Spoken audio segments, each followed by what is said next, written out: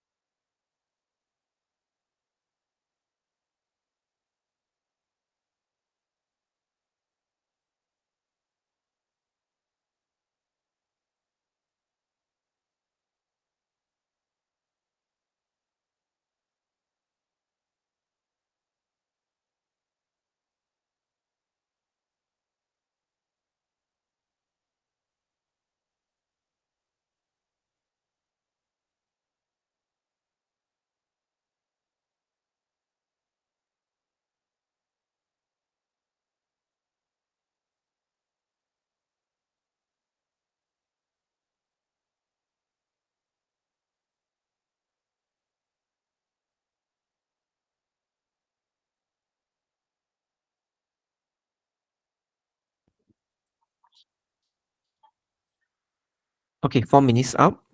Amos, are you ready? Hi. Yeah, I'm ready. Yeah. So you may start now. This is Mr. Hakim.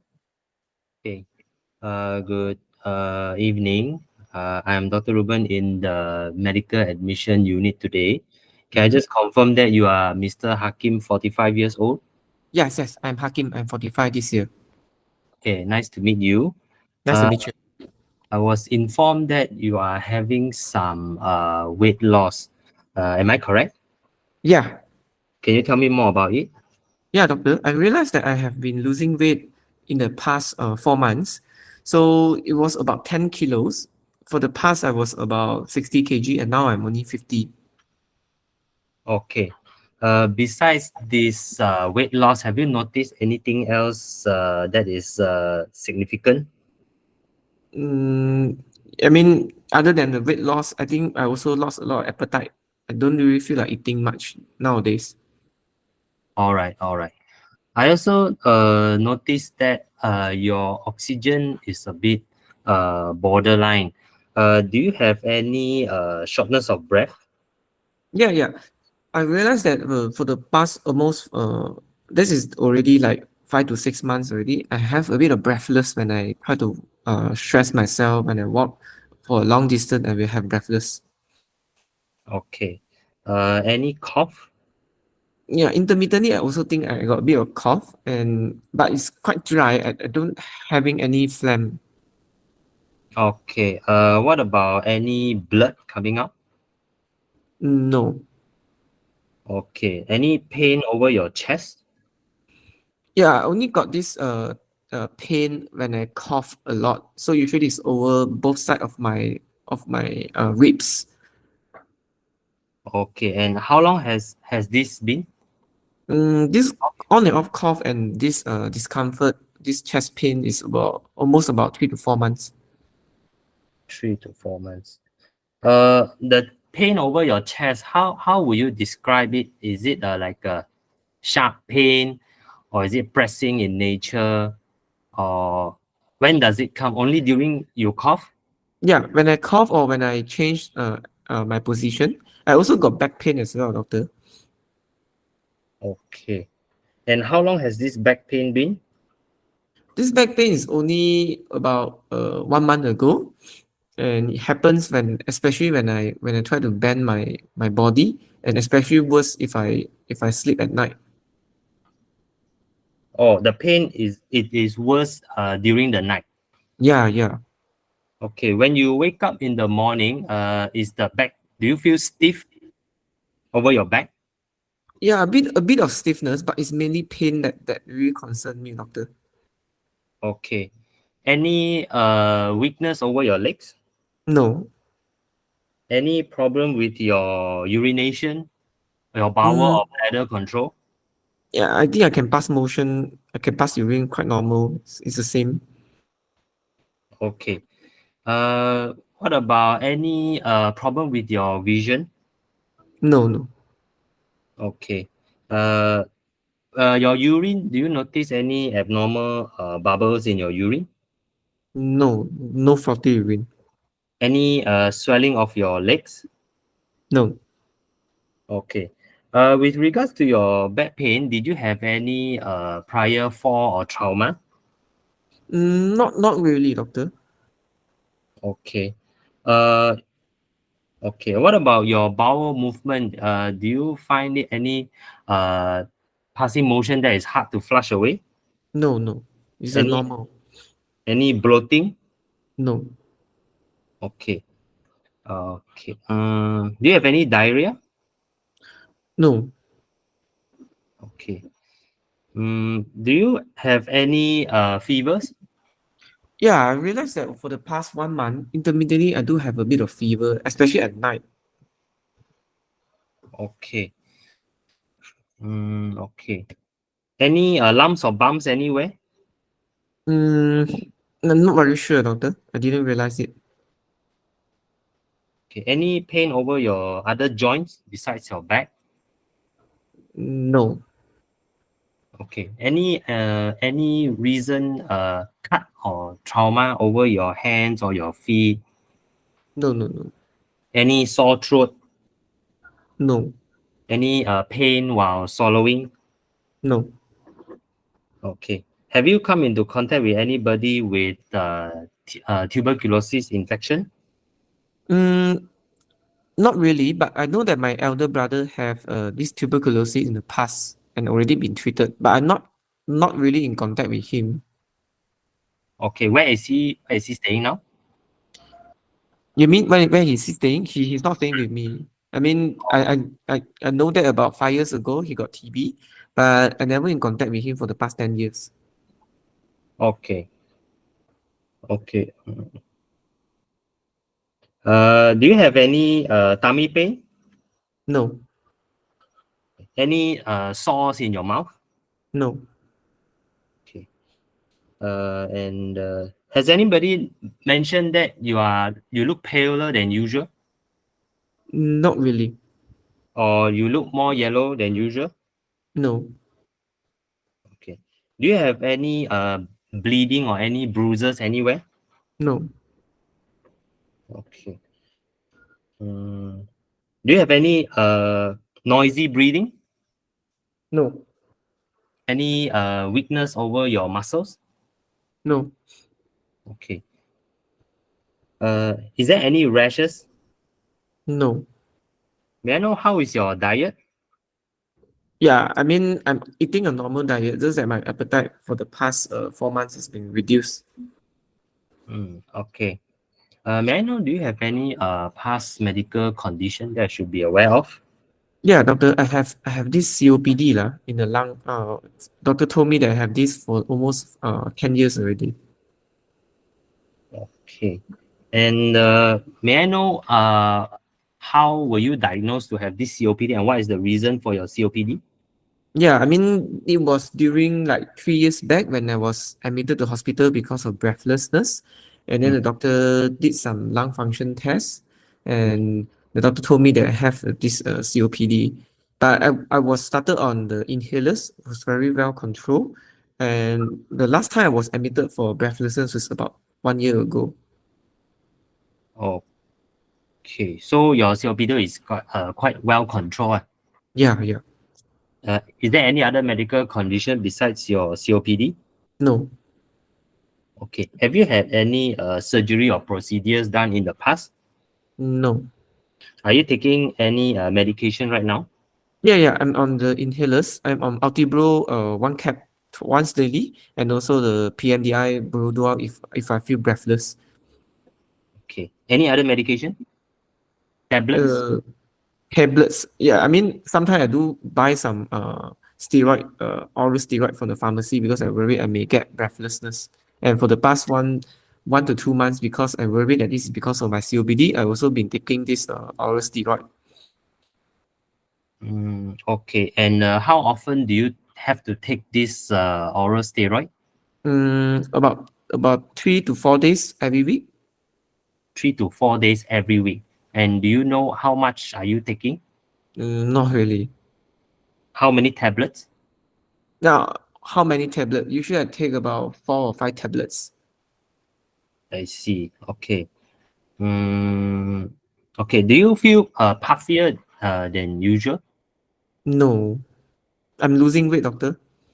Okay. Okay. Is there any other traditional medication or supplements that you may be taking? No, Okay. Any medical condition running in your family? no. Do you smoke? Yeah, I smoke. How much do you smoke? I smoke about 2 packets per day and almost already 20 years. I've been trying to cutting down. 20 years. Okay. Okay. Smoking is bad for our health, and I would advise you to stop smoking. If you would like, I can refer you to our stop smoking clinic after this consultation. Is that okay? Okay. And do you consume alcoholic beverages? No. May I know what is your occupation? I work as a businessman, doctor. All right. And are you taking any party drugs? No. Okay. Doctor, why you ask that, doctor? Sometimes it can be related to underlying condition. Oh, So, okay.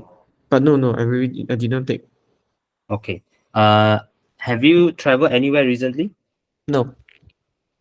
And may I know, do you engage in any unprotected intercourse?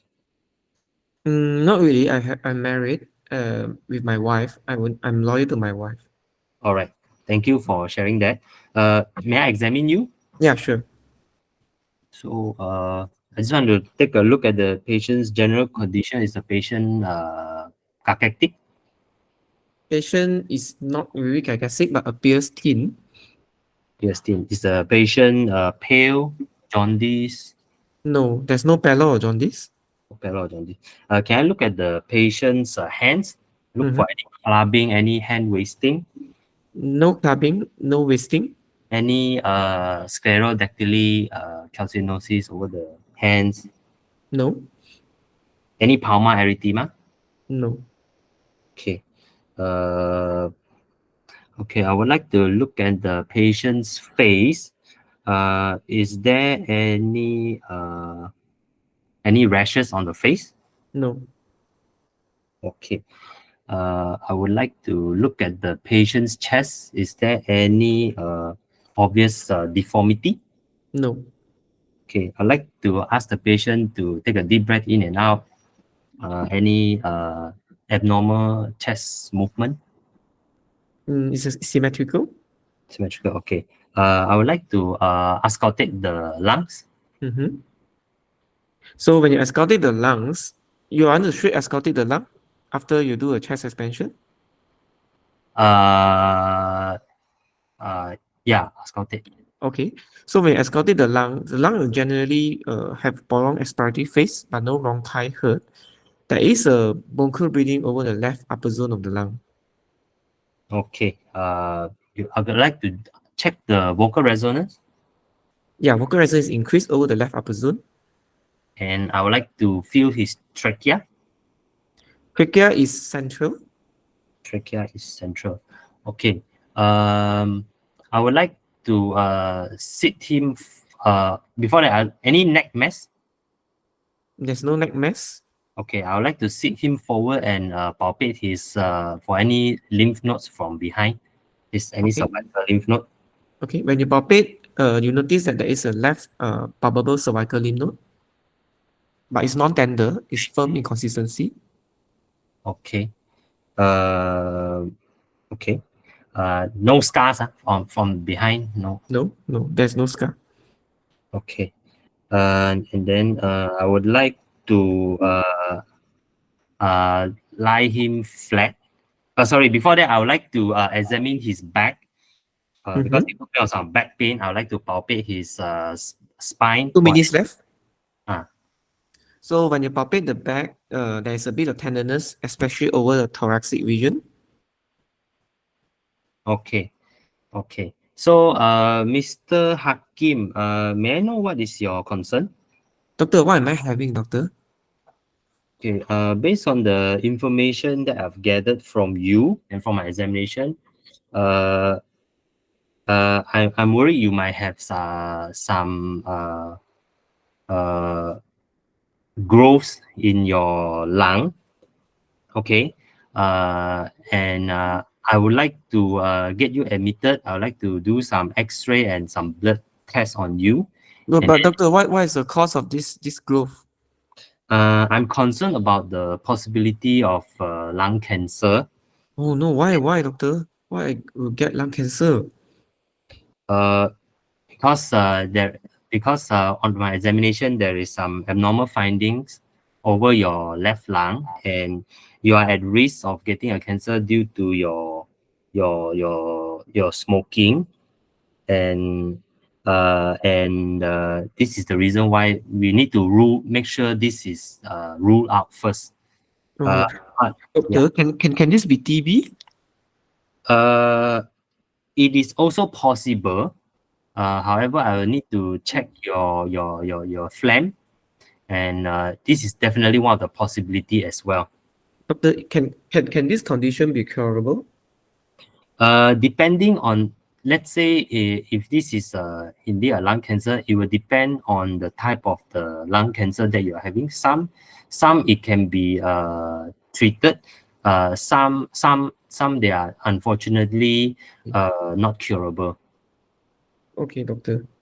Time's up. So, Dr. Amos, would you mind to go through a list of differential diagnosis and your provisional diagnosis for this patient? Okay. So this a middle-aged gentleman with a former history of a weight loss and also cough with a pleuritic chest pain for 3 to 4 months as well. And also he has back pain for the past 1 month and also night sweats. On physical examination, he's a thin man. And on my examination of his chest, I noticed there is increased vocal resonance and also some bronchial breathing over his left upper zone, suggesting that could be a consolidation, apical consolidation. Mhm. And he also has a palpable lymph node with background constitutional symptoms. So the first thing I'd like to draw is a lung malignancy. Mhm. Other possible differential can be things such as TB, TB or even lymphoma. And Okay. yeah, How about the back pain? the back pain, it can be due. I'm concerned about the possible metastatic spread of undiagnosed lung malignancy, or it can be also due to a TB as well, TB spine as well. Hmm. Any other differential diagnosis for this back pain for this patient? Uh, I was. It's possible also that it could be some inflammatory back pain, such as ankylosing spondylitis. Hmm. But the However, characteristic of the back pain when you ask the history, is it mechanical or is it inflammatory? uh, if I'm not mistaken, it is inflammatory. Did you ask Yeah. in detail? No, I should have asked more in detail. Okay. So, any other differential diagnosis for the back pain that you mentioned? Mm, it can also be due to an infection, such Other than as infection, you have mentioned the infection. uh, it could be a spine fracture due to over steroid, prolonged steroid use as well. Okay. How will you investigate this patient? So first of all, I would like to do a chest X-ray. Mhm. Then subsequently, I like to consider contrasted CT thorax. Mhm. And then I would like to check his sputum for cytology and also acid fast bacilli. And then I would like to do some basic blood investigation such as full blood count to look for any presence of anemia or leukocytosis, ESR, CRP. And then I would consider referral to the. I also like to check his serum calcium level as well, and I would like to refer him to the respiratory physician to consider bronchoscopy and lavage. And if there is a mass, I would like to consider a biopsy, either via a bronchoscopy or a CT guided biopsy.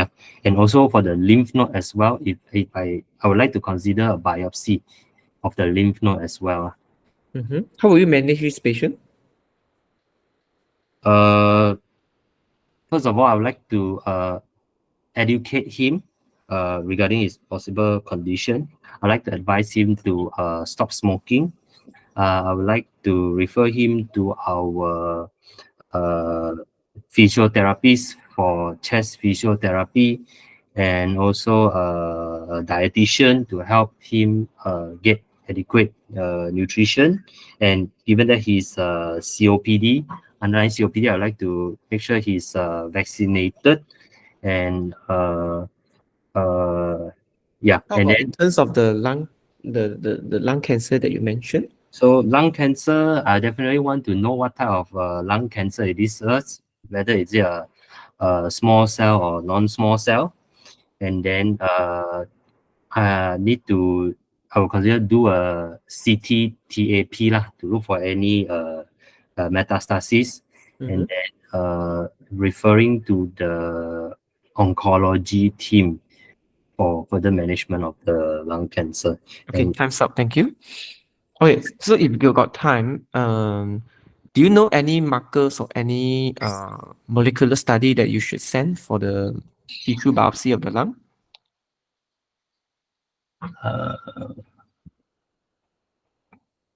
markers. I mean, under KKM, usually there's 3, right? But by right, there's more than that. I mean, the first line screening that we need to know, huh? EGFR, ALK. Oh, Another one, you know? sorry, ROS as well, ROS. ROS, ROS. Okay, Yeah, and also the PDL1. PBL1. Okay. Okay, so yeah, how would you do? How do you feel about your performance? Bit nervous lah actually, but Nervous, but I can see you're a bit slow though. okay. Yeah, I mean your pace is quite okay, slow and steady, but I think you have to go a bit faster, especially when your systemic review, you have to go through a bit more at a faster pace, because or else you're quite stuck initially when you're screening all the systemic review. And yeah, I think you got a diagnosis, and mainly just to touch up a bit on your presentation. Actually, your presentation must be very concise, very concise. Cannot be slow. You must mention that this patient have a weight loss for the first question you asked about weight loss, you didn't ask about whether it's intentional or unintentional, right? Okay. Yeah, I mean, if I'm going to present this patient, I would say that this is a middle-aged man with a 3-month history of unintentional weight loss associated with loss of weight, intermittent cough, as well as fever and exertional dyspnea. And also further history noted that he have a bone pain, mechanical in nature, and he otherwise is a active smoker and have underlying COPD comparing to his inhaler, and last attack was like 1 year ago. In view of the examination showing that evidence of consolidation or left upper zone, I would like to offer my differential analysis of number 1, number 2, and number 3. Okay, so you need to be a bit more fluent, but I can see that you're almost there. You're quite ready for exam already. Don't worry. So let me just go through your marking now. So I think your comm skill is not an issue. It's definitely 2 marks. Your physical examination is also okay. But in this patient, since you found there's apical consolidation, right? You should really screen hard for any Horner syndrome. Oh yeah, I know you asked about any wasting over the hand, but you hardly ever see very significant wasting if this is Horner. Okay, so you must screen through whether there's any ptosis, and also whether patient you should ask whether patient have any reduced sweating, and the rest of it I think is fine. I thought you almost missed the back pain, and therefore to check for the back tenderness. That's very important. So the examination calibration definitely will put part of it is to check for the back, to look for any tenderness or any step deformity or any obvious scar or anything, in which you mentioned. I thought you almost missed it because you do it like exactly at 13 minutes. And in terms of clinical judgment, I think it's okay, it's good. Concern is also good. Physical sign, I think you got most of it. Differential analysis, yes, I think you can score full marks as well. Male welfare is not an issue. So generally, if me, I can give you all the full marks. Basically, full mark meaning to say is 28 marks out of 28 marks from 2 examiner. So I think you do well. It's just that in terms of brushing your presentation, you can see that at 10 minutes, you're still in history taking, when I look at the timer. So you can see that you are a bit lag behind. You need to spend really more time on the physical examination, because what I told you during the finding of the respiratory system, right?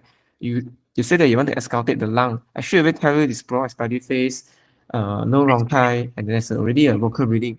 But let's say you detected something abnormal, you're not sure there's vocal breathing, you want to confirm back up and down, left and right, that is definitely easily spent under 1 minute. So that's why I think your history need to be fast and a bit more concise, or else judging from the performance just now in the real exam, you may not able to get a finding of consolidation. You see? So that's why it's a bit important for us to really make our history as concise as possible. And to me, generally, if you worry that your time is a bit limited, until you should ask the history until you reach the family history or drug history, and then yeah, probably by that you should go and examine the patient first. If you think that you're a bit slow, then after examining the patient, you while you try to talk to the patient, or even after you examine the patient, you still can ask about social history and everything. Only then you proceed with the concern. Okay, because I think if you worry that your timing may be a bit delayed, then this is a safer approach in my opinion. But if you're quite confident with your timing, you know that you're going to spend about 8 minutes. Okay, count 8 minutes, stop already. You go and examine patient, and then your history already complete. Then it's fine. It's totally fine.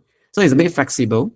It's just that I think based on your performance, like just now, if you are able to get the physical sign virtually, I mean, but having said that, you only spend about 1 minute and 30 seconds under the respiratory examination.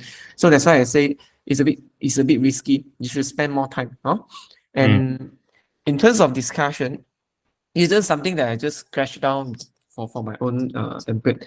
But yeah, the other thing is that I think I'm glad that you asked about traumatic history, but I'm not very happy when you ask me about the high risk behavior part. You asked about whether I'm having any unprotected sexual partners. So you shouldn't straight away ask a direct question. If you want to ask this kind of sensitive question, you should really giving a warning sentence first. I'm sorry to ask a sensitive question. I do ask in all my patients, may I know that are you involved in any unsafe intimate relationship? Won't you feel this is a bit better? Yeah. Yeah, because I understand that you want to be fast, but you have to be fast at the same time. You want to maintain the welfare as well. Okay, and definitely not just an intimate relationship. That's all. You also want to ask about needle use, any illicit drug or party drugs. You can ask everything one shot in three questions together in under this sensitive question. And then occupation is also important. Yes, sometimes the respiratory system, weight loss, breathlessness, you're suspending ILD, right? It is not enough to just ask about what is your job. You should ask about any previous job or any other job you are doing, because sometimes a person may have 2 or 3 jobs, and sometimes may have a previous job. They may be significant. So sometimes they calibrate the history to be a bit tricky like that. So if you don't ask, you don't get the positive history. So always remind ourselves that we need to explore a bit detail. Okay. And vaccination, if you got time, you should ask about. I'm glad that you mentioned under management, so it's fine. Okay.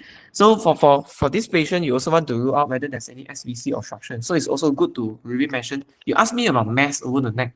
Okay, but it's more important to look for any congested vein, to suggest SVC, and then basically examination, you recognize that the SpO2 is low, and then you mention that to the patient. So I think it's considered enough. But sometimes when you present, you may want to mention that I also noticed that the pulse oximetry given the scenario is actually low.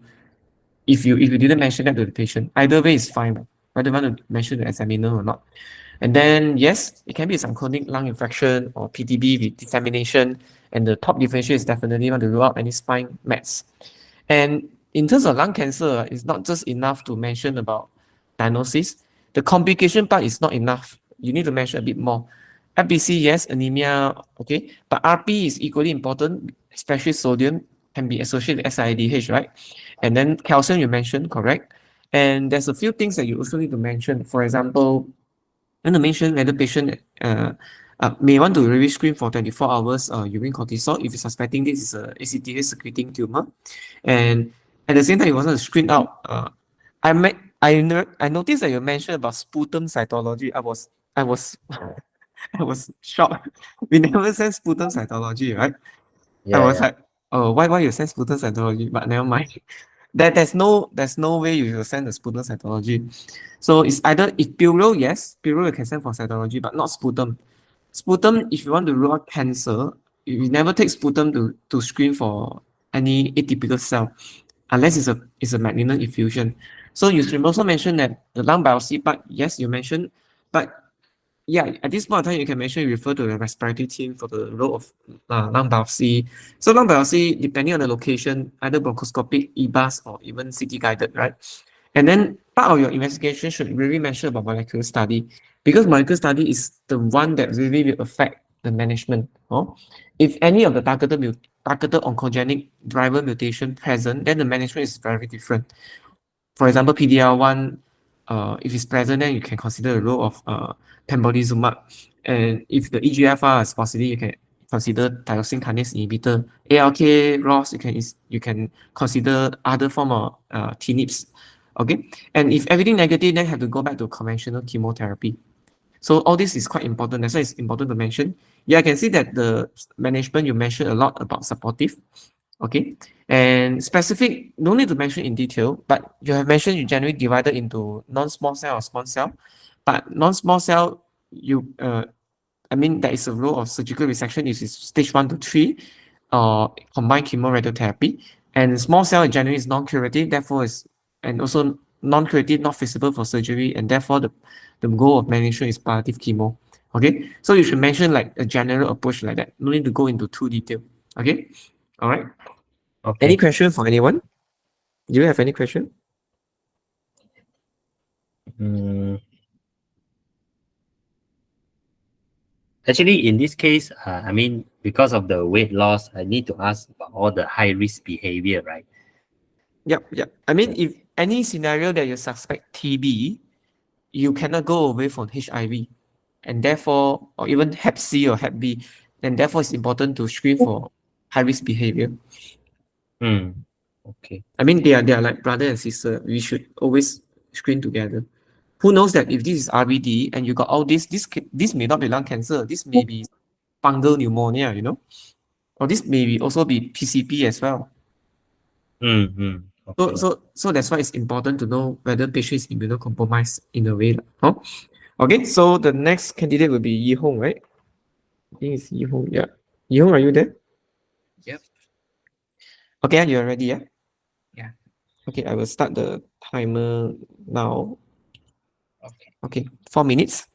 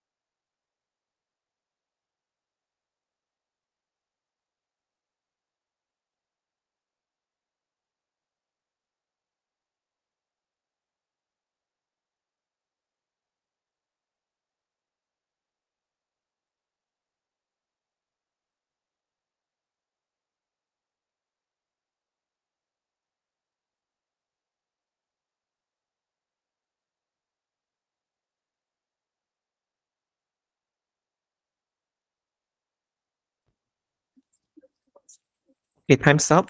Dr. Lee, restart. This is Miss Nadia. Hi. Okay. Hi. May I confirm that this is Miss Nadia, daughter of Madam Hasnida? Yes. Haslinda. All right. Miss Nadia, I'm Dr. Lee here, one of the doctor in the acute medical unit. Today, I would like to ask you several questions regarding your mother condition, and also later I would like to examine your mom. Would that be all right? Yes, yes. All right. It has actually come to my attention that your mom has been confused and having this leg weakness for 3 months. Can you tell me more about that? Yeah, doctor, we are a bit concerned because we realize that my mom sometimes she's very confused.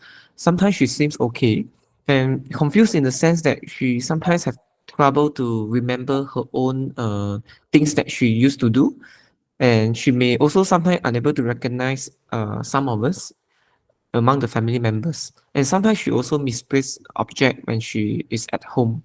That's why we are a bit concerned. All right. You mentioned that it is not persistent.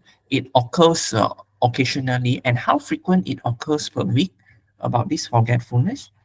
I would say almost every alternate day, sometimes even daily. Every alternate days. All right. Did you notice that she actually talked to herself? No, All right.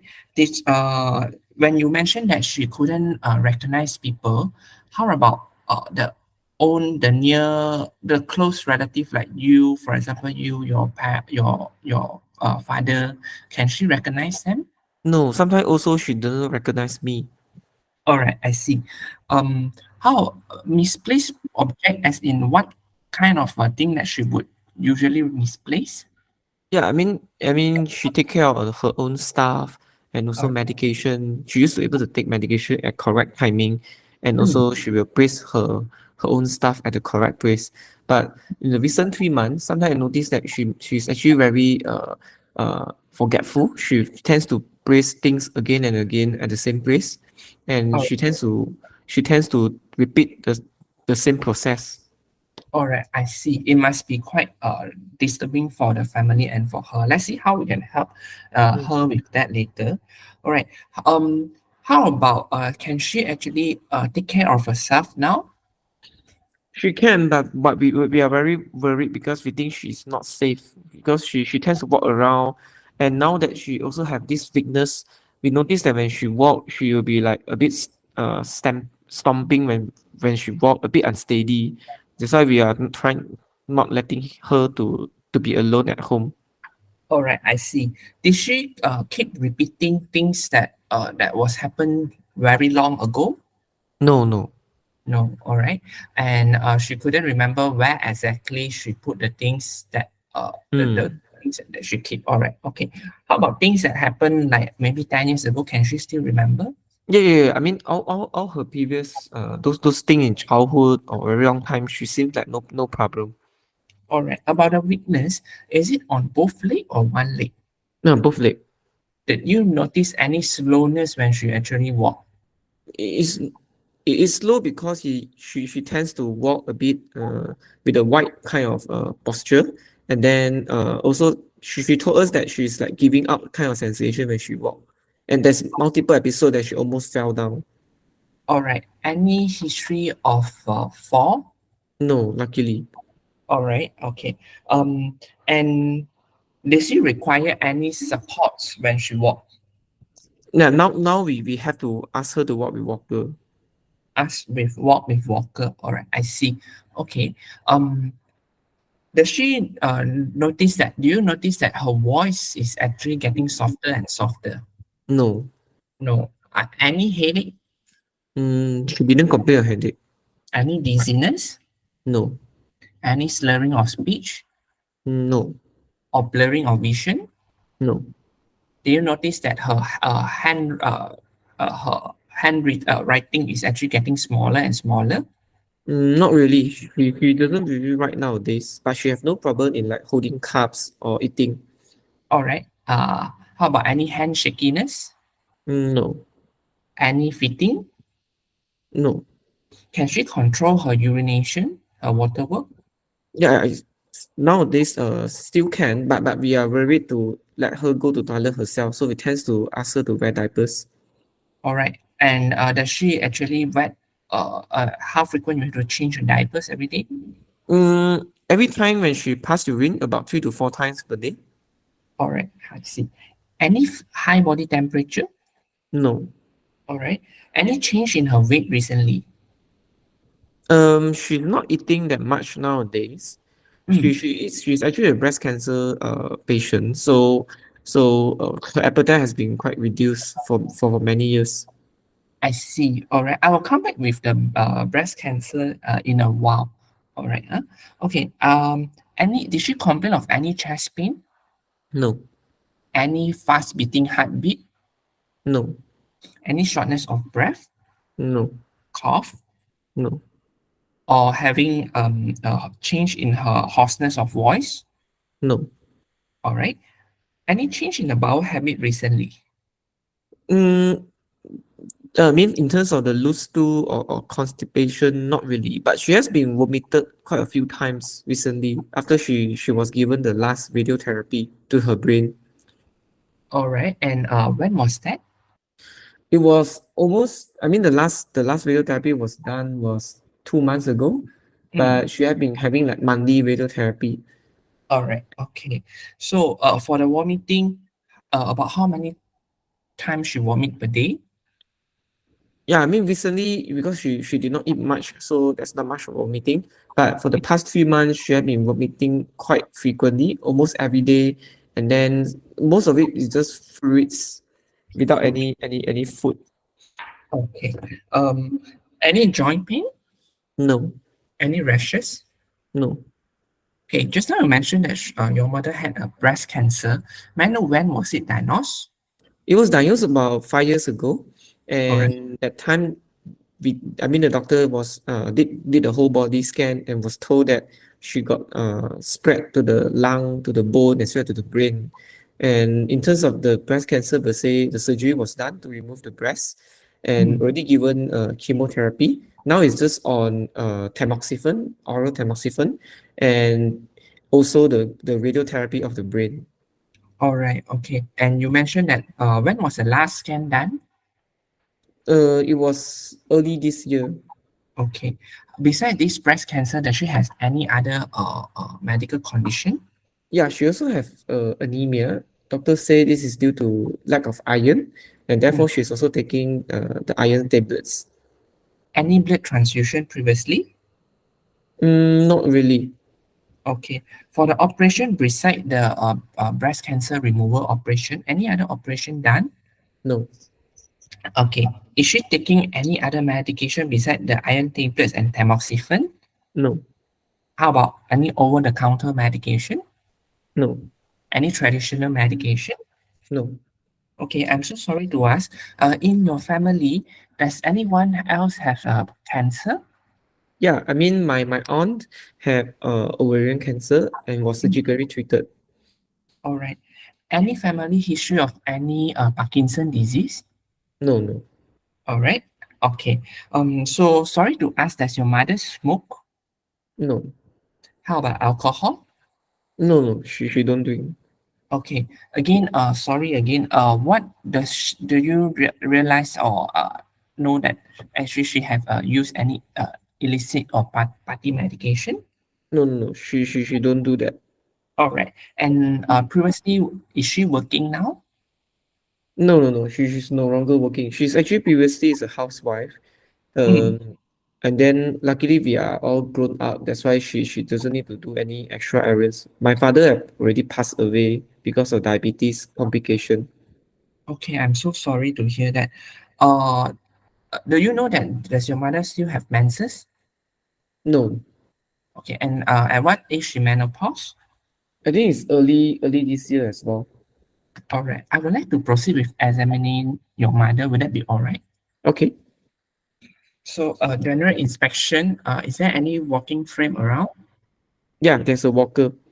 There's a walker. Okay. So, I would actually ask the patient where to see whether patient can walk for me. Yeah, examiner say not to walk because risk of fall. All right. How about can the patient stand up? Yes, patient can stand up. All right. Can I, once the patient stand up, I would like to perform a pronator drift. Okay, prenatal is negative, Any rebound? no rebound. How about a romber? Yeah, lumbar, when you ask patient to put the legs and also put the feet and also the hands together, you can see that patient upon closing the eyes, actually even before closing the eyes and after closing the eyes, is actually she tend to feel unsteady. All right. Okay. So our patient can actually lie down now. I would like to proceed with examination of the lower limb. Mm-hmm. So how about any on inspection, any scarring, No, any fasciculation? no, Okay. Any neurocutaneous sign? no. All right. How about the tone? Tone looks reduced in general. Generally reduced both sides. All right. The power? Power generally, the hip fraction extension knee until the ankle is about 4 out of 5, but Hmm. symmetrical. Okay.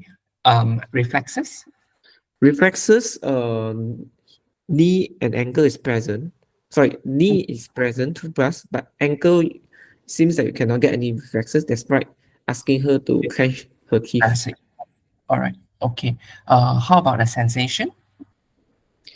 Sensation, you are checking for pain. Pinprick. Pinprick. Yeah, pinprick is normal. Normal. Okay. Proprioception? Proprioception, when you check for both sides, is reduced at the Reduced. middle. All right. Okay. Any clonus? No, there's no clonus. Babinski? It's downgoing both sides. Downgoing. Can she perform Hushin test? Yeah, she can perform. Is it impact? No, it's a normal. Normal. Okay. How about, I would like to check the face. Any specifically, any, the pupil, is it normal? Pupil is normal and reactive. Normal and reactive. All right. I would like to check for facial nerve. Is it normal? Facial nerve is not involved. There's no asymmetry. All right. Okay.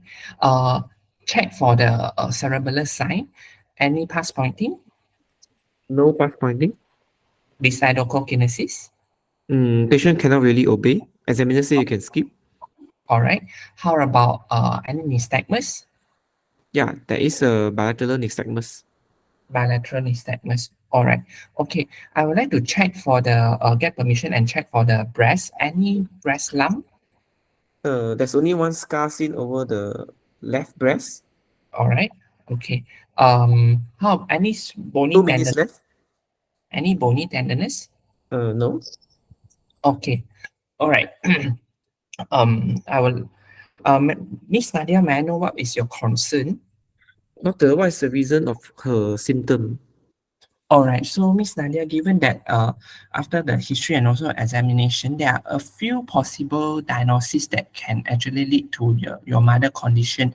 Number one, because previously she have this breast cancer that already spread to the brain. This could be the progression of the disease, causing her to have this confusion and also the leg weaknesses. So, to confirm the diagnosis, I actually need to take some blood and also perform a CT scan of the brain to look for any new changes on the brain lesion. That's number one.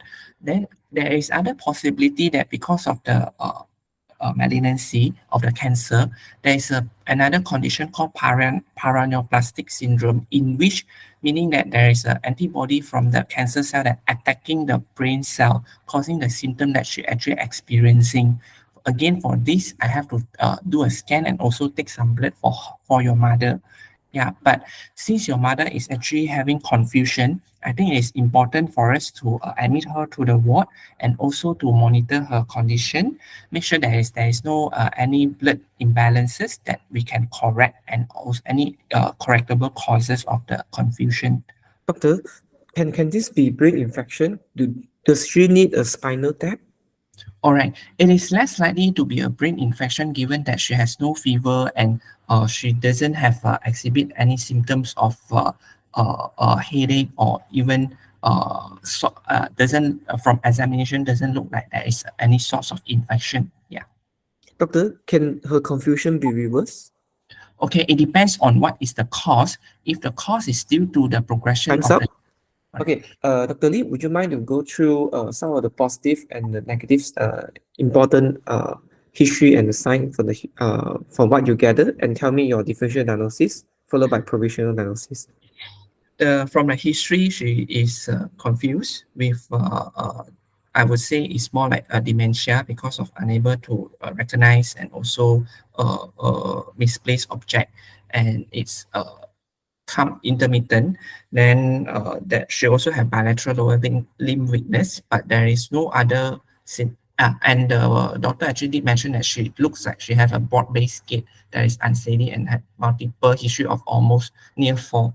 Then given that there is a significant history of breast CA, breast cancer with brain mets, bone mets, and also lung mets. So it could be the progression of the disease causing that she have all the symptom.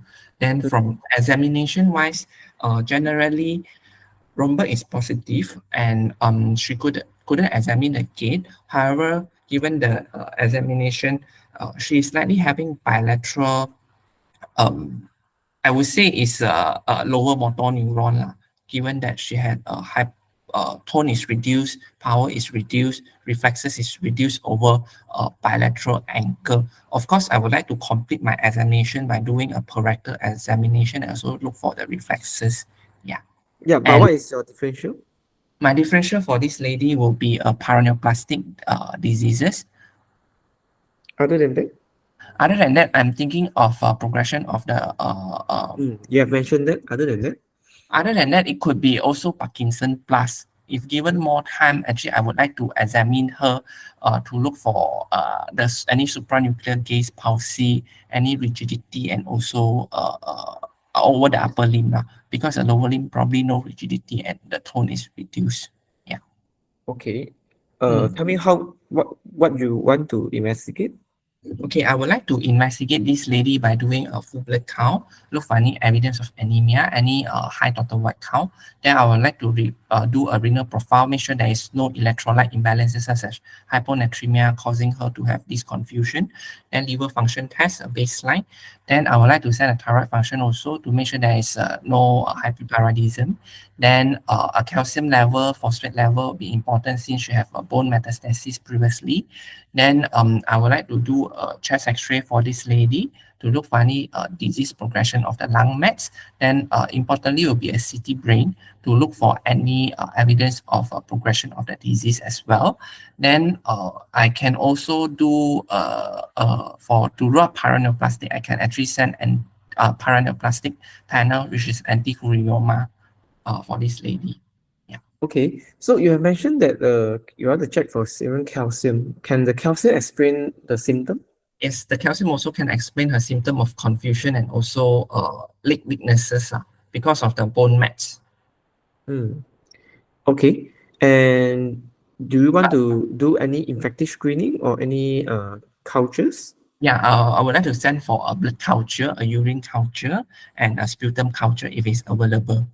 Okay, and generally for your lower limb examination, what is your neurological diagnosis? I think it's symmetrical bilateral or lower motor neuron lesion. At the level of? At the level of, I didn't check the sensation, any sensation level. But there is a reduced proprioception both Both side, sides. right? Dorsal column. Mm-hmm. Yeah, posterior. Also can send a B12 folate level. Yeah, B12 for it. Okay, so how will you manage this patient? Okay, so I will admit this patient because of confusion. Then after and treat the underlying causes, of course, I have to make sure there is no electrolyte imbalances or correct the imbalances, make sure there is no hypercalcemia. For the non-pharmaco-wise, refer to the physio, refer to the occupational therapies and rehab therapies. Then for the pharmacological wise, it depends on the cause. If let's say if progression of disease, then it will be best supportive care, make sure refer to the palliative, make sure patient is not in pain and don't have any constipation or and probably start her on antibiotics if the cell is total white count is high and any evidence of infection. Okay, all right. So, time stop. How do you feel in terms of this scenario? A few possibility. How do you Actually, how I do you think feel your performance? not so good. Reason? I didn't get the diagnosis. Oh, you can feel you didn't get the analysis. I think I didn't get the diagnosis. Yeah, yeah. So there's something that you got in your history, but you didn't able to tally that with to include that in your differential diagnosis. This patient is a relatively stable breast cancer after the surgery on treatment and on radiotherapy, but have recurrent vomiting, right? Yeah. Oh, okay. Based on this, I mean, for vomiting for quite long, right? Almost every day, and then for almost for the past 2 months, and only recently the vomiting episode stopped. So based on this, is there anything that you want to offer in terms of differential diagnosis? It could be because of hypercalcemia causing the abdominal pain and vomiting. It could be because of persistent vomiting causing hyponatremia, also electrolyte imbalances also. It can be electrolyte imbalance or what we call as metabolic encephalopathy, right? Yeah. But again, back to the question, this patient, there's something that can tally everything together. Patient also got bilateral nystagmus. However, when you examine the lower limb, you have mentioned you want to check for you want to check for the cerebellar sign, right? You Yeah. ask patient to do Huge remember, is yeah, Hushin able to perform. At the same time, when you go to the upper limb, patient able to, there's no pulse pointing, right? Although patient cannot do diagonal kinesia, right? Mm. Is it really suggesting a cerebellum no, ataxia? Not no, really. not So the next really. question is, can this be sensory ataxia? Yeah. So if this is a sensory ataxia, I mean your lower motor neuron diagnosis would more likely to be sensory predominant peripheral neuropathy, right? Because your motor power is like 4 out of 5, relatively intact. And the only finding you got is actually the proprioception is reduced over the bilateral big toe. Yeah. With the pinprick is intact. So it's like dorsal column is predominant sensory peripheral neuropathy. So you got peripheral neuropathy, you got nystagmus, and you got confusion, also called encephalopathy, and you got GI loss. What is your differential diagnosis? Confusion is Tricky, right? vitamin. Mm-hmm. Is it folate or B12 deficiency? Yeah, can be cycle combined degen, but Yeah. generally, it's not really GI loss per se, right? Unless patient is not eating at all. Wernicke, Yep, Wernicke, thiamine. thiamine deficiency. Yeah. So we often, this case was actually published in NEJM, Uh, that's the reason I feel I think I shared also this case in our campfire group as well few weeks ago, because I think it's quite important, and RCP likes to find this kind of like scenario to go through a differential diagnosis, and therefore it's also a reminder for everyone that thiamine deficiency is not just alcoholic. Anyone with a malnutrition, anyone with recurrent vomiting, is also can cause learning encephalopathy. That's why you didn't get the diagnosis. Okay. So in terms of communication skill, you are okay. Examination, no problem. Judgment, I have to potong you because the diagnosis cannot get. So will be 1 mark. Concern can get full mark. Physical sign, yes, I think okay. Differential analysis is only 1 mark and welfare after that. But generally you can see that not too bad. Unless the examiner will be like quite strict, then you may not get differential diagnosis mark at all. Same goes to the clinical judgment. But the rest I think you are still able to get. So this is not an easy case. First of all, so this patient has confusion and you ask whether you should not label a person to be dementia, because based on DSM-5 criteria, to fulfill diagnosis of dementia, you need to rule out organic causes.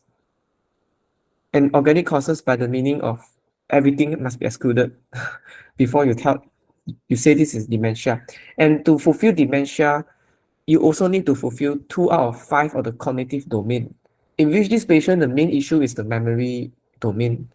Okay, the memory is a big issue in which the recent and the immediate memory is impaired. So if to be safe, you're not sure whether it's delirium or dementia. I just mentioned it's cognitive impairment. It's fine. And because delirium can also last for weeks or even months for elderly, so it's also difficult for you to tell whether this is delirium or dementia. But you can always say that I think patient have cognitive impairment, and together with but predominant is a memory issue. On top of that, she also a bilateral leg weakness. And you ask further, you didn't ask about the numbness and tingling. If you ask, I will mention that as well. And this is a underlying with the background of breast cancer that's already have distant metastasis, and recently also received a radiotherapy causes multiple episode vomiting. Okay, and another thing, when you encounter a patient with a chief complaint of confusion, you should really calibrate your examination to be at least check for time, place, and person. If you don't have to do the ATMS, or you don't have to do the MOCA or even MMSE in that real exam, but you can mention, can I check whether she's oriented to time, place, or person? Can she obey one step or two step command? This is just a basic screening for delirium, right? So this is something that we need to mention, especially when the scenario is confusion.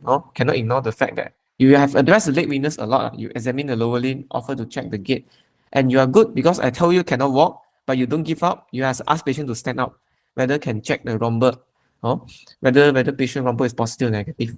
Okay, this patient actually rhomboid is negative, but it's not very significant because judging from her history, she can be positive or can be negative. It's not very helpful because we know that in the true sensory ataxia, then rhomboid will be positive.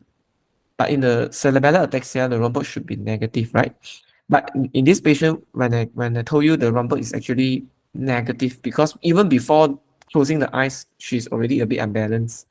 But anyway, like I mentioned, it's negative or positive. It doesn't really give you a very absolute sign sometimes. So yes, you manage to get that patient have nystagmus, but I don't like the fact that you give Parkinson class syndrome in her age and with her presentation, because it's a bit too 3 months is still a bit too early, right? With no history of Parkinsonism feature at all, cannot suddenly become Parkinson plus.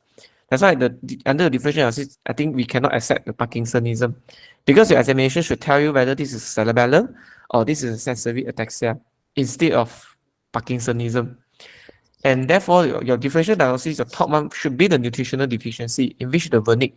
And she did not have any confabulation, so that's why, and also no psychosis. That's why there's no Korsakoff component, but just Wernicke and encephalopathy. Okay, and another thing is the metabolic that you mentioned as well. Can be hyper K, hyponet, or hypernet. Can also be uremia or hepatic encephalopathy, because of the metastasis to the liver as well. And there's such entity called radiation-induced cognitive impairment as well. It's also worth to put under your differential. CNS is, the infection is definitely something we must consider, especially she's on chemotherapy, she's on tamoxifen oral medication, and she's immunocompromised because of underlying CA. So infection, although no fever, doesn't mean that this cannot be infection. We have to also mention that still possible, there is potential role actually to do a LP, but we have to see the general condition and see whether it's indicated. And then disease progression is the one that I know you are very tempted. We mentioned that to begin with, right, as the first diagnosis. But this is something that I will tend to mention it the last, because I know that it cannot be too straightforward, right, in the real exam.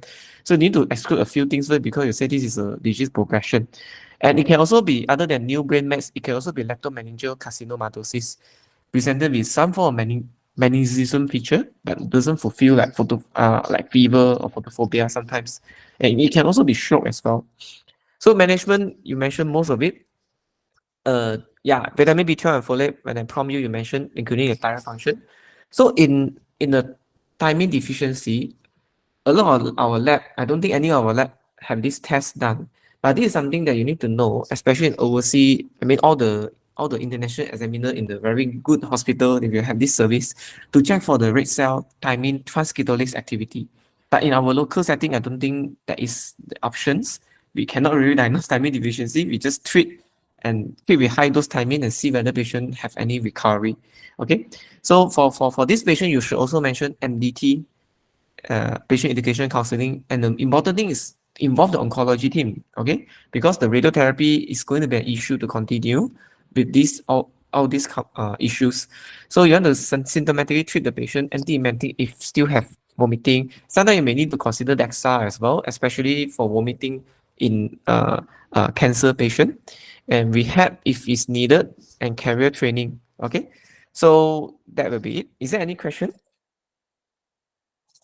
Yung, do you have any question? No. No. So this is actually, I think this is actually it's a very good case. If you read through the article that I posted in the group a few weeks ago, this is this same scenario, and you will realize that the the way the discussion goes is almost the same history. I didn't modify much, but I need extract the important point. The history was very long-winded, examination was also very long-winded. But when you go in under the discussion of all that, excluding one by one, you will see the justification. It is really something that we need to think of, especially a patient with vomiting, recurrent vomiting. So burning and calf is a triad of encephalopathy, ataxia, and also oculomotor dysfunction, which is a nystagmus. Okay, and we know that the most common causes we will not ignore, we will remember is the alcoholism. Okay, but bear in mind that hyperemissive per se, in which happen in this patient, can also lead to burning encephalopathy. Okay, and malnutrition, like all the chronic diseases, anorexia, especially cancer patients, they are malnourished for a lot of reasons, and prolonged fasting also another reason. Malignancy related, yes, it can be due to chemo or radio induced vomiting, and therefore also can lead to malnutrition, prolonged fasting, and also hyperemesis. You can see that malignancy tends to tie everything together and also can cause this burning encephalopathy. Because I think this is not a simple case. It's not routinely under our differential analysis, even don't think about it, or even if you don't know about it. That's why it's a bit important for us to discuss. And there's no reason why the RCP or even the center that prepare the scenario, they can always come up with this scenario, because this is a published kind of literature that is established. Okay. So with that, then we'll go to the next candidate if no question. Next will be Chiu. Chiu, can you Yes, hear I'm me? here. Yes. Yeah. Hi, Chiu. Are you ready for the third case? Yes. Okay, so I will start my timer. I will give you 4 minutes. Your time start now.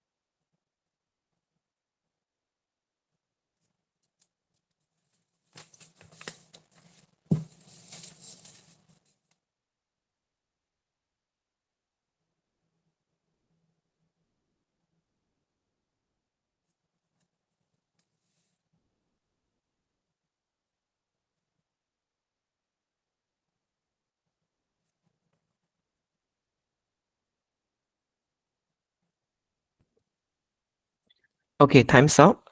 This is the patient, Mr. Tom. You can start. Hi, good evening. Am I speaking to Mr. Tom? Yeah, I'm Tom here, 35 years old. Hi, I'm Dr. Chiu, the medical in the clinic, in the medical officer in the clinic today. Mhm. Okay. How are you feeling today? Yeah, I'm good, doctor. All right. So, I'm here today to discuss about your condition. So, while taking the history from you, I'll write down some notes. Is that okay for you? Yes. All right. I've understand that you have this reduced urination for the past 3 days. Can you tell me more? Yeah, doctor. I've been having less urine for the past 3 days. I'm a bit concerned, doctor. It's not really painful or anything. I just feel, although I'm doing a lot of water, I just feel that my urine cannot come out. I don't know why. All right. May I know was it started suddenly or gradually? It started no, it just started from the past 3 days. It just like suddenly. All right. So is it becoming worsening, progressive? Not really worsening, but I realized for the past 3 days, my total amount of urine is less than 200. All right. So what did you do to relieve this symptom? Yeah, I tried to drink more water, but it's still the same. All right. Is there any incomplete passing out of urine sensation? No, All right. Is there any blood in the urine? no, Okay. Have you noticed you get up more frequent at night for passing the urine? no, Right. Is there any unable to control your urine that the urine flows out? not really. Okay. So any tummy pain? No tummy pain, but doctor, 2 weeks ago I have pain when I pass urine. So I visited one of my GPs, and the GP actually took the urine sample and told that I have this candida infection. So the GP actually gave me 1 week course of the medication called fluconazole. All right. Then after that, after I took the medication for 1 week, it seems better. I no more pain when I pass urine. But only in the recent 3 days, I realized that my urine amount is reducing. All right. Any fever during that incident? No, All right. Okay. Do you notice any passing out of stone or sandy urine? no, Right. Okay.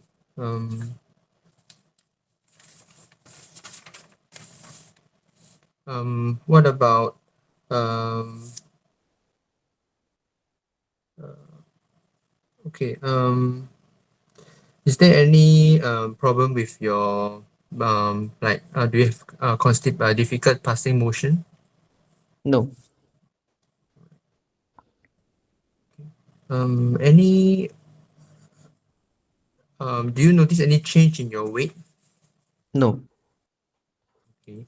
Do you feel tiredness or feel like always getting very tired? Not really. Right. Okay. What about do you have any joint pain?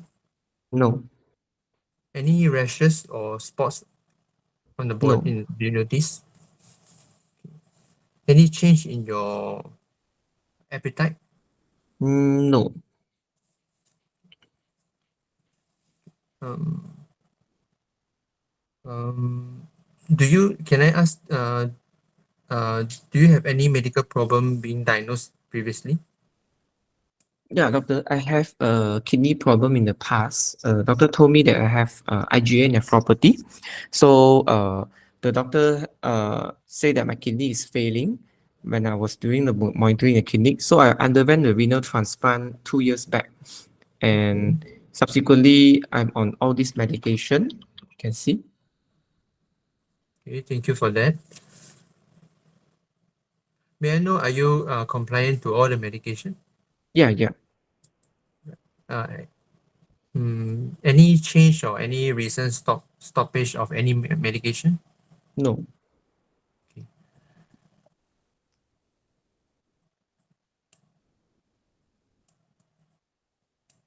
Okay.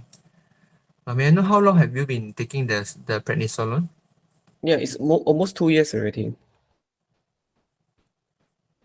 All right. Apart from the IgA nephropathy, do you have any other medical condition? No.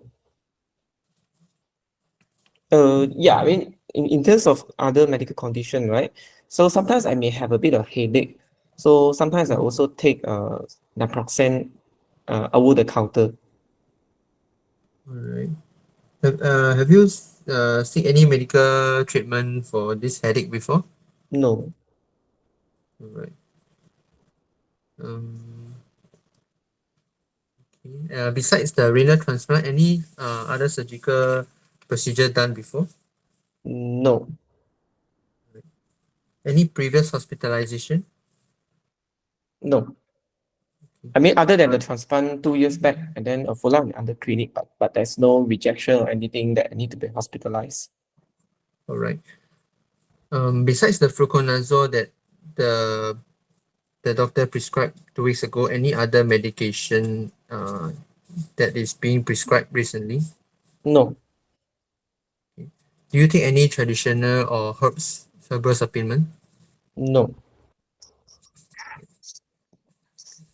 Um, all right. Any family member with the similar illness? Similar illness as in? This your the similar medical condition? No, no one have any kidney problem. Okay. Any other disease run in your family? No, not that I know of.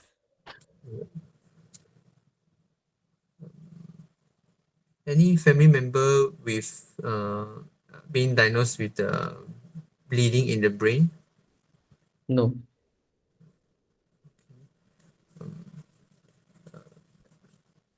Um, I would like to ask a few sensitive questions. May I know, are you in a long-term relationship? Yeah, yeah. No, I'm not in a long-term relationship. I'm still single. Right. Any casual partners? No, no. All right. May I know what do you do for living? I'm a delivery man. Do you smoke? No, Do you drink alcohol? no. Right. Again, I would like to ask a bit sensitive question. I hope you don't mind. I Mhm. in this to all my patients. Do you take any illicit drugs or party drugs? No. Do you drive? Yeah, yeah. I drive every day. I'm delivery man. Oh, okay. Have you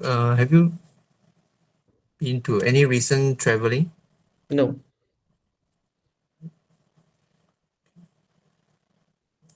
May I examine you and Hello? taking further history from you?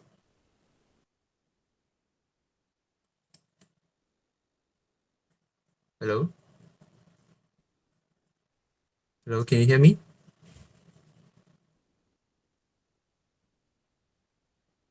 Hello? Hello?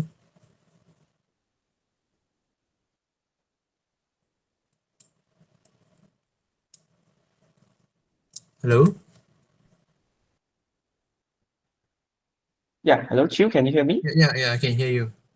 Yeah, I think the connection get disconnected. Sorry. Oh, okay. Just see that whether it's still running. Okay, yeah. Continue. Can I ask a few more questions? Do you have any or change in your bowel motion habit? No. Okay. Do you do you have any bubble in your? No, my urine is not frothy. Right. Okay. Do you have any chest pain?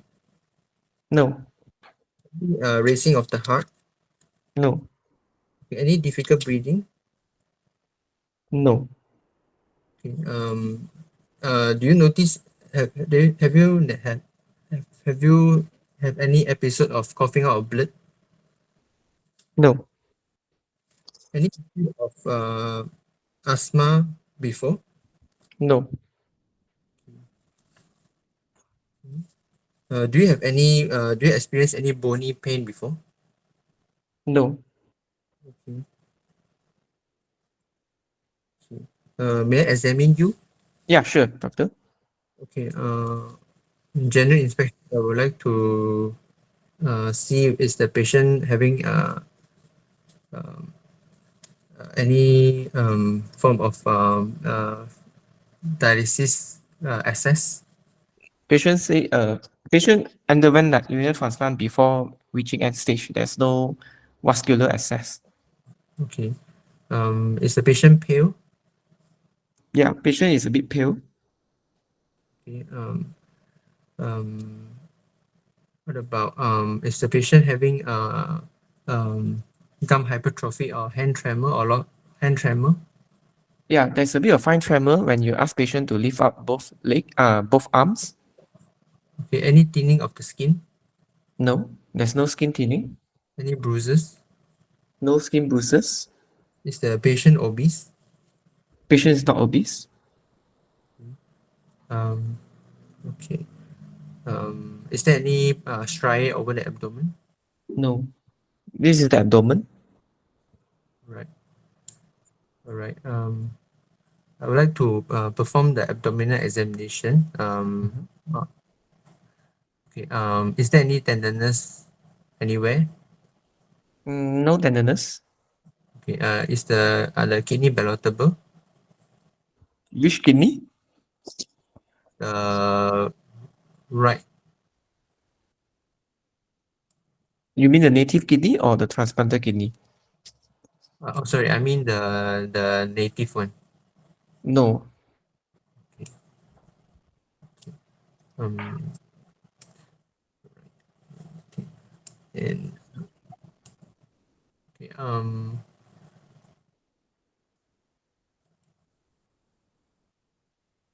is there any leg swelling? No. Hmm. Is there any signs of diabetic 2 minutes left. demopathy? No. Okay. Any finger prick marks on over the hands? No. Any gouty tophi? No. Okay. Mr. Tom, may I know, do you have any concern? Yeah, doctor. Why am I having? Why my urine has been reducing for the past 3 days? All right.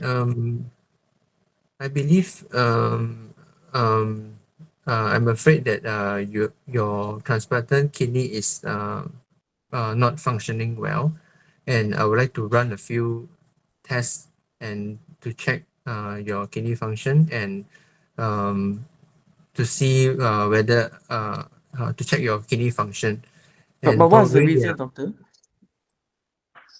probably there is some form of rejection happening or some other causes such as infection happening. So we need to investigate for that. Do I need to be admitted? Yes, I think you need to be admitted because your potassium level is on the high side, and it is emergency condition that it can affect your heart and will cause irregular heartbeat. So I will need to admit you for close observation. Okay. Is this condition irreversible? My kidney is very precious. At the moment, at this point of time, I cannot give you the definite answer. Um, but we will do the necessary investigation and we will get back to you once we have a more clearer picture. because we also need to exclude other causes as well. Okay, time's up. Okay, Dr. Chiu, would you mind to run through all the differential diagnosis and provide your provisional diagnosis? Okay, my provisional diagnosis will be the likely is the rejection of the transplanted kidney with underlying IgA nephropathy. The reason of rejection? Probably is due to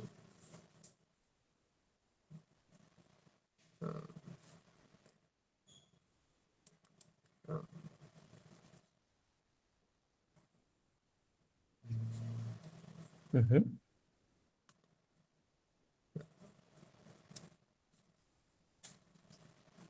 um, Any differential diagnosis?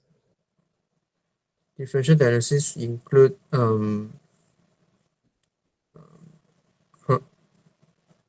acute interstitial nephritis, Secondary to? secondary to drug induced. What kind of drugs? Um,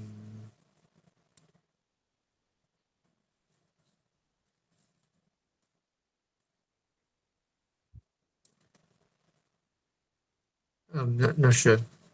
Okay. Any other differential? I was thinking of other autoimmune condition as thinking in the line of pulmonary renal syndrome. But there's no respiratory symptom, right? And there is Yes. also no autoimmune symptom that you gather. Yeah. And other differential could be the infection causing acute kidney injury. Okay. Yeah. How will you investigate this patient? So first I would send full blood count to look for anemia and also any evidence of infection, ESR and CRP, and also renal profile. And I would also check the urine for analysis and also for urine culture. And I would send for the autoimmune panel to exclude other differential diagnosis. Any For other thing? example, yeah. Other than the autoimmune, which is not significant in this case, any other urgent thing or important thing that you need to do? Yeah, I on would like to do I will perform an ECG to look for tau tented T wave. Other than that, Um,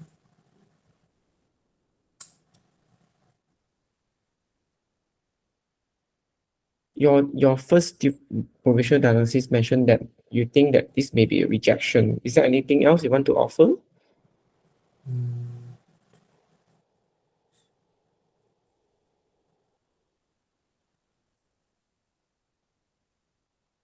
Any blood tests you want to done or any scans? oh yeah, I would perform the renal Doppler ultrasound to look for the blood flow. And the test wise, I'm not sure. Not sure. Okay, no problem. How will you manage this patient? I would admit the patient to the ward for close observation, and I will involve the nephrologist, the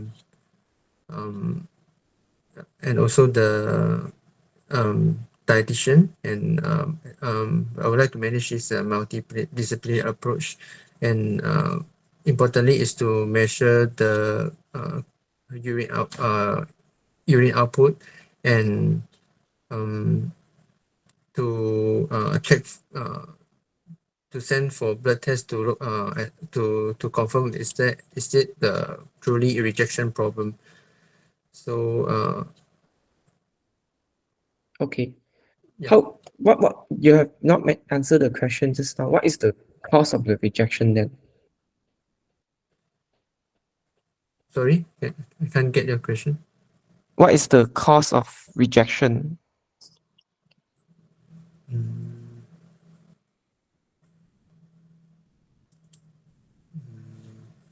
Okay, never mind. Time's up. Okay. Chiu, are you taking the exam soon? Not this diet. You got the diet one next year? Yeah. Okay. Is it the MRCP UK or Ireland? UK. UK. Yeah, I can see that you're having a gap to fill in, but I hope that when you practice more, you should be able to fill out the gap quite quickly. Do you think you'll get the diagnosis? No, I didn't. So what is your pitfall in your opinion?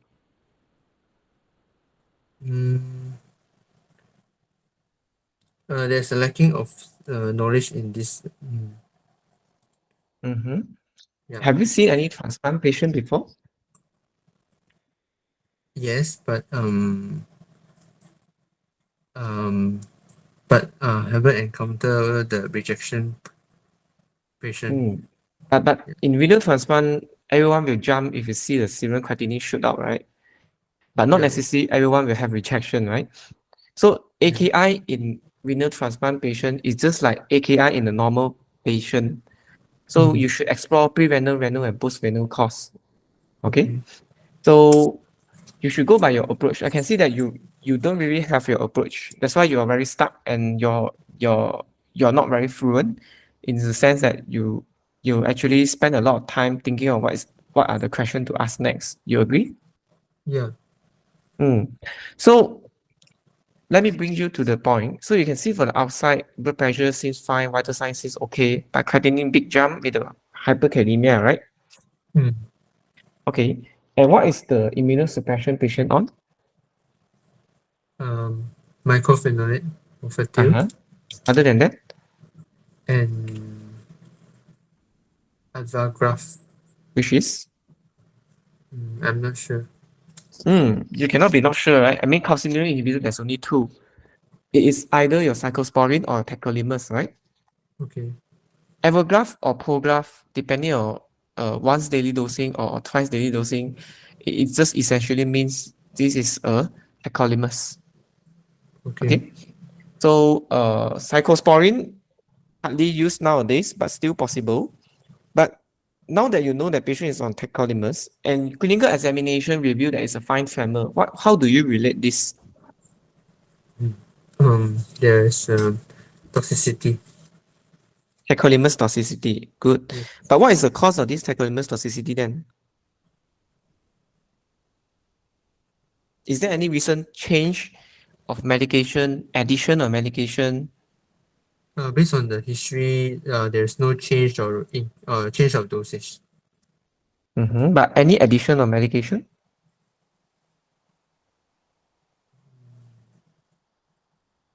Addition, I think I didn't ask about the addition. You ask. In fact, the patient tell you himself as well. So 2 weeks ago, patient was having some dysuria, UTI symptom, went to GP, was given one course of fluconazole, right? Yeah. Back to MRCP part 2, any relationship between tacrolimus and fluconazole use? Yeah, I think the fluconazole is the enzyme inducer. Enzyme inducer? Enzyme inducer is a PC blast, right? Your PC blast, which is your phenobarb, carbamazepine, and then your benzodiazepam, phenytoin, and then your azo, right? All the azo, not the azo, sorry, all the other things. But your fluconazole is something that is an enzyme inhibitor. So it actually precipitate the cytochrome B3A4, right? And that's why it causes the toxicity.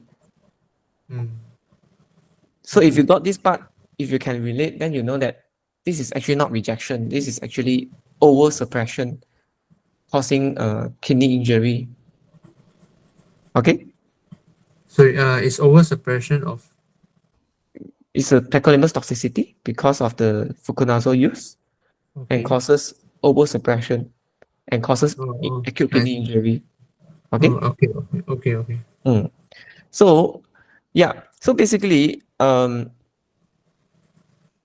can see that you got the history and your And part of differential diagnosis, because patient intermediately taking NSAID, you should offer there is a possibility of NSAID-induced nephropathy as well. Okay, and no doubt this also can be a bout of UTI that is partially treated, a so-called complicated UTI. So these three should be included in your differential diagnosis. Okay, and I can see the examination is very stark as well. You really need to be very fast. You want to check for any abdomen examination, focusing any fine tremor, okay, any uremic, any scratch marks, assess the hydration status because you want to rule out pre-renal cause, right? Make sure the CRT capillary refill is all okay, tongue is moist, and then you just check the lungs, look for any crepitation to suggest fluid overload, and then you go to abdomen, check for any, the scar, whether any tenderness beneath the scar. Okay, and then you have to auscultate. This patient cannot accept if you don't auscultate the transplanted kidney. You need to auscultate, put your stethoscope and auscultate for any fluid to suggest artery stenosis or graft stenosis.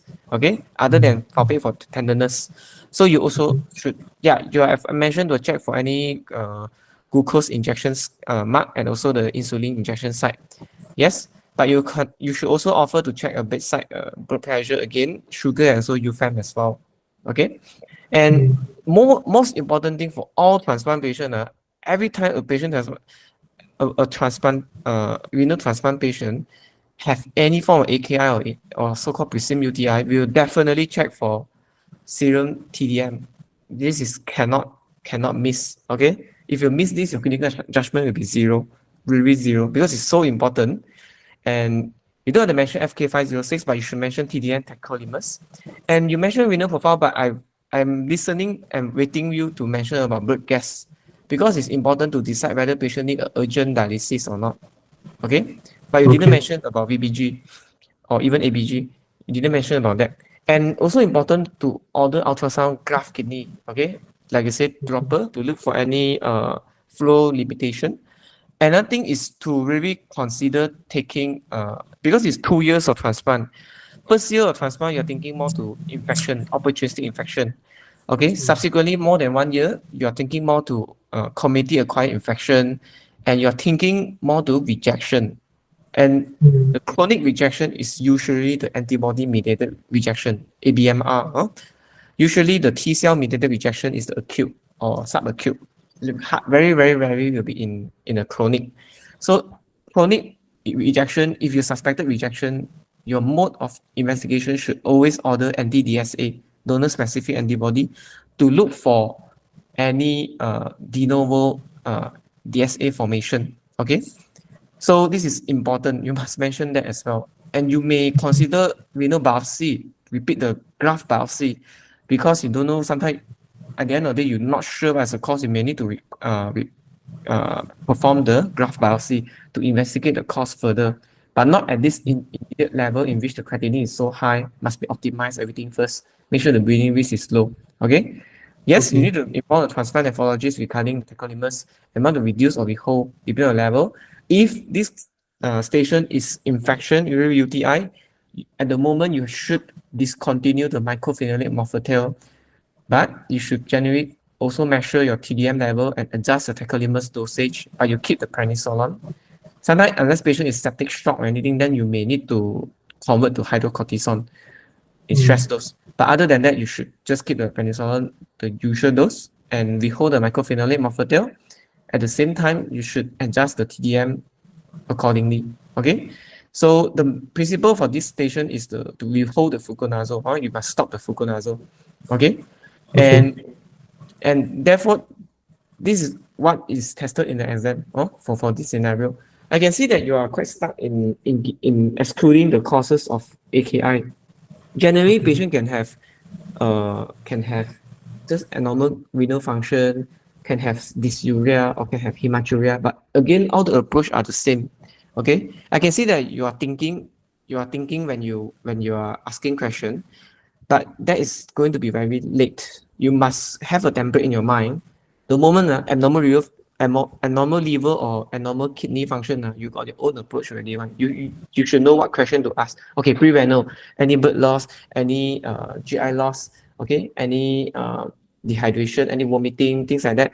After that, you exclude pre-renal, simple already. Then the easiest after excluding pre-renal is the post-renal. You ask about any yes, you ask about this blood in the urine, any sandy urine, any loin pain. You didn't ask me about loin pain. Can be pyelonephritis.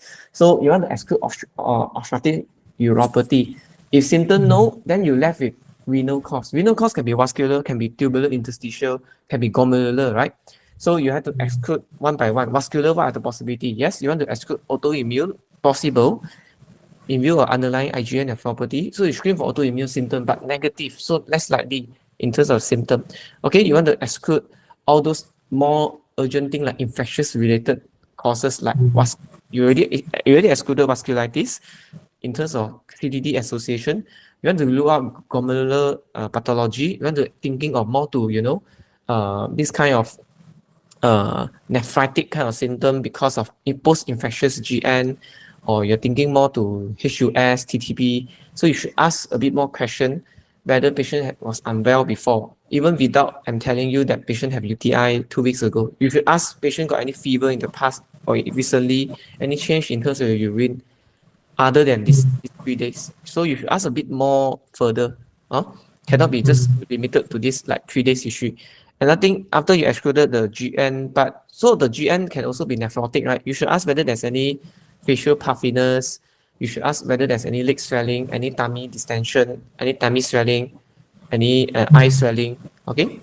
Any swelling over the private area as well to suggest a nephrotic part. And have you checked your blood pressure at home? Is it high? So nephrotic, I did excluded, right? So nephrotic, okay? Then glomerular is already done. Next is tubular interstitial. So tubular interstitial most likely is a drug, infective like HIV, hepatitis C, B, all those things. And infection, you should already ask about high-risk behavior, in which you did, but it's not very structured. And tubular interstitial, and I think commonly to exclude is the drug-induced. So you must really read on the drug history very detailed. Any over-the-counter medication. I decided to help you because I know you're a bit stuck. And I hope that by telling you patient is taking naproxen PRN, you may able to think that, can this be some sort of drug-induced, NSAID-induced nephropathy? Okay, so this should come into your mind as well. After tubular interstitial, vascular, and glomerular, basically you're done with the kidney. So you should really screen through what are the risk factors for this patient. Is it a normal population, or this is like a special patient in which the patient is special because got kidney transplant? So kidney transplant, another thing to consider is the fact that when patients have AKI, you just ask the history and work out just as a normal patient with AKI. Okay, the only thing extra is the renal part. You need to make sure that you're not dealing with over suppression or under suppression. If the patient is under suppressed, what can happen is rejection. So it can be T cell mediated rejection, can be B cell mediated rejection, also called antibody mediated rejection. So depending on the duration of transplant, first 1 year T cell is possible, but usually more than that is more to chronic antibody mediated rejection. Okay, so you should ask further whether patient got any recent blood transfusion, whether patient have received any this guy like is a female, you should ask whether the patient is pregnant, and then any complicated delivery, things like that, because we want to look at any history of what we call as sensitization. Okay, so it's important for chronic antibody mediated rejection because antibody DSA can develop spontaneously, what we call de novo, can also got from other source. Okay, so it's important for you to know what we call as, usually before transplant we check for donor specific DNA, which is called DSA but we also need to rule out every time patient got AKI whether patient got developed de novo DNA because of under suppression. Okay, sometimes patient is compliant to the medication, but the TDM and the medication is not optimized. It's still possible. Or like certain cases, like patient is taking concurrent medication causing enzyme inducer effect, and therefore leading to reduced dose of the immunosuppression is also possible. So when you talk about over suppression now, just now I'll talk about under suppression. Over suppression can be due to drugs, can be due to overdose, okay? Like in this case. And over suppression generally it can lead to toxicity, nephrotoxicity. That's why it's important. At the same time, in terms of toxicity, it can also lead to two issues. First issue is the malignancy, which is a post-transplant lymphoproliferative disease. That's why it's also important to suggest whether patient got any lumps and bumps in the body, to check for any lymph nodes as well. And then any skin changes, any skin cancer is quite common for malignancy. Okay, and also some complication from the calcineurin inhibitor, like diabetes, hypertension, alopecia. You didn't ask me anything about the hair loss.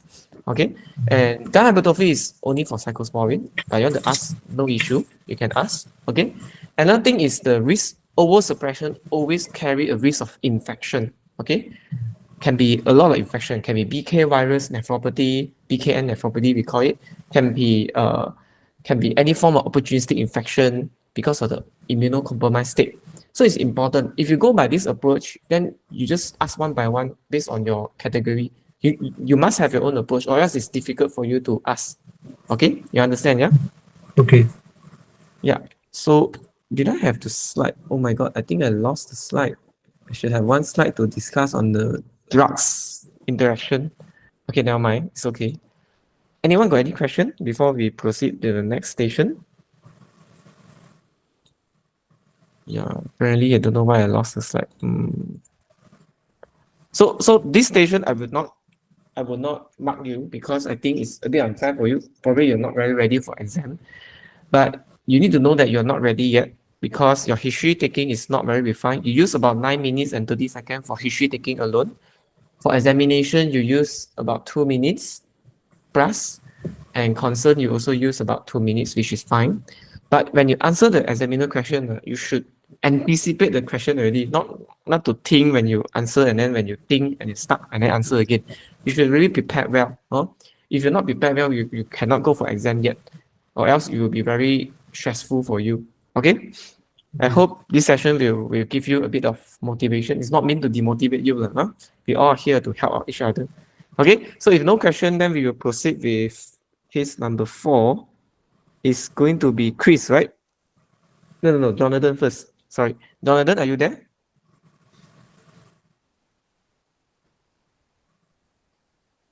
Hello, Jonathan. I think I saw you, right, just now? Yeah. Hello, Jonathan. Can you unmute yourself?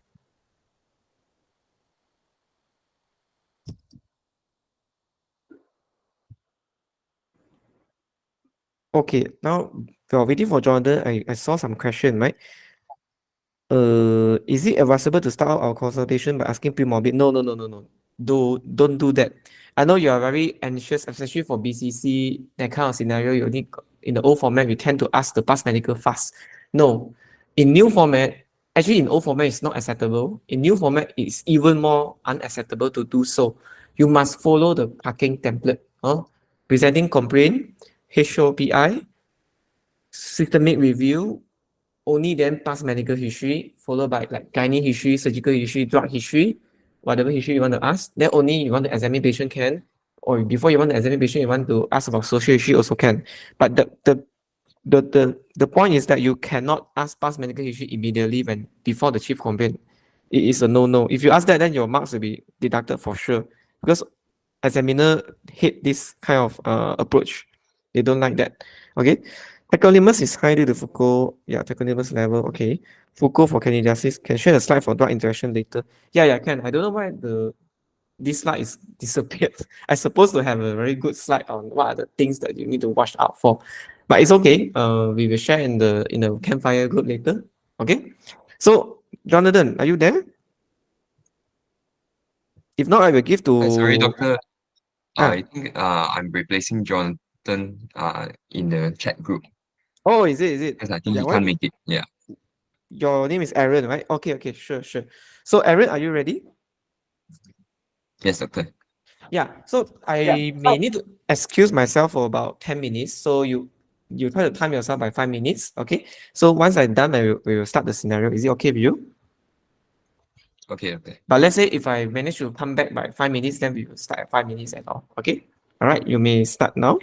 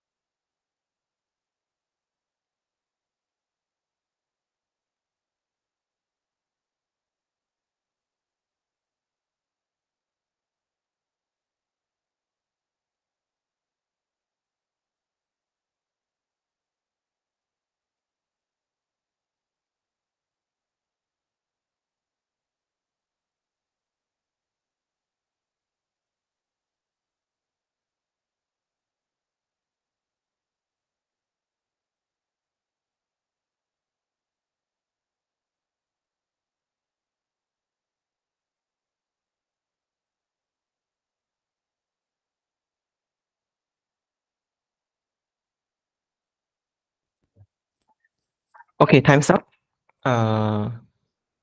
Okay, can you hear me? Yeah. Yeah, so let's start. This is the patient, Mr. Aslan. Hi, good morning, Mr. Aslan. My name is Dr. Aaron, and I'm the doctor in the medical admission unit. Can I confirm that your name is Mr. Aslan and you're 55 years old? Yes, I'm Aslan, 55 this year. Yeah, I received a letter from your GPs, and we're here to discuss about your health condition today. Is that okay with you? Yeah, sure. I got to know that you have a bit of problem with your bowel habits. Can you tell me more about this? Yeah, doctor, I'm having. Yeah, I think there's background noise. Yeah, I'm Oh, having a lot of this difficulty to pass motion, doctor. All this thing has been happening for almost 6 months now. okay. And when it came on, did you remember that it came on suddenly, or has it gotten progressively worse? It's like progressively worsening. I see. Can I know how many times you pass motion a day in the last 6 months? I think almost 1 week once only. Very difficult for me to pass motion. I see. And previously, before these 6 months, how often do you pass motion? Yeah, I used to be able to pass motion every single day in the morning. I see. And do you find that anything worsens or helps with this passing motion? Yeah, I have been purchasing this medication to actually inject some fluids through my anal opening from the pharmacy. It doesn't really work well as well. Okay. And do you find that there's anything in your stools, any mucus or any blood in your stool? No blood, no mucus. Okay. And how has your appetite been throughout the last 6 months? My appetite is not good. I feel bloating sensation, probably because I can't really pass motion well. I've not been eating well for the past 6 months as well. Okay. And have you noticed any loss of weight? Yeah. I also lost quite a number of weight. I think I lost about 6 kg in the last 6 months. Okay. Oh my, that's a lot. And do you have any pain in your tummy? No, Okay. Do you have any pain when you want to pass motion as well? no. Oh, when pain when try to shrink, yes. Okay. And is there any change in the color of your stools? No, it's just same brownish, but it's hard. Okay. All right. And do you have any episodes where you will have diarrhea and then it is constipation back? No, it's just Okay. And do constipation you, all the. all right. And do you notice any changes in the colors of your eyes turning yellow? No, Do you notice that you look more pale than usual? no. Yeah. Actually, I realized that my family members told me I become a bit more fair. I see.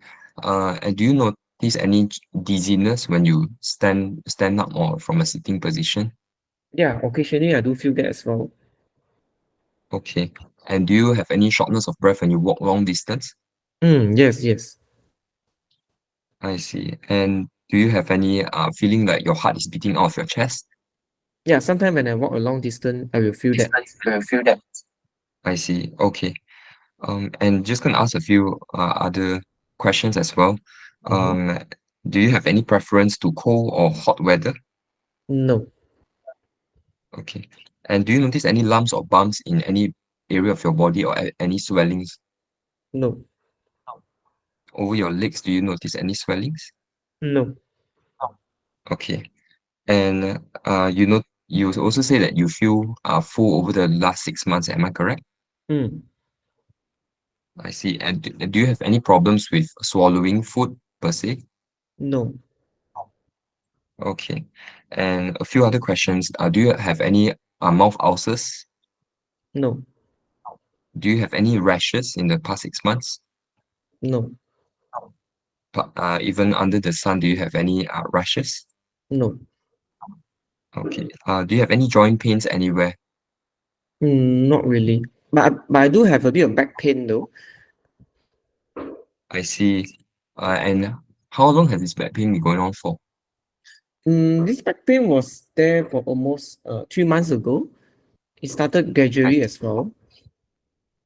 Okay, has it been worsening also? Yeah, I mean, when I change position, it tends to get worse. If I don't move much, then it's okay. I see. Is it worse at night? I can say so. When I lie down, when I sleep, it tends to get worse. Okay, and does it prevent you from sleeping? Yeah, sometimes I woke up because of the pain.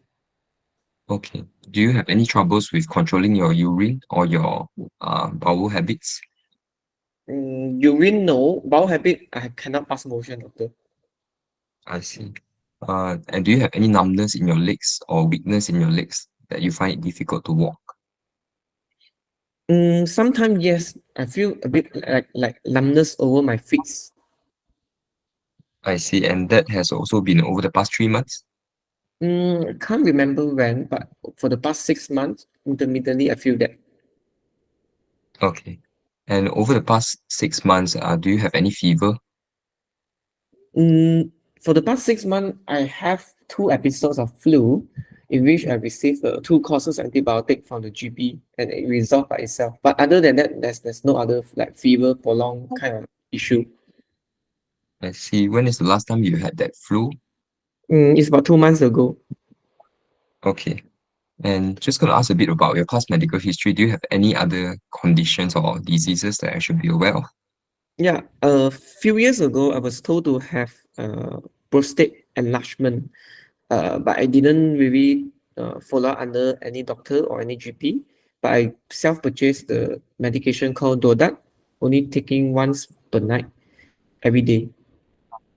I see. And do you have any troubles with your urine currently?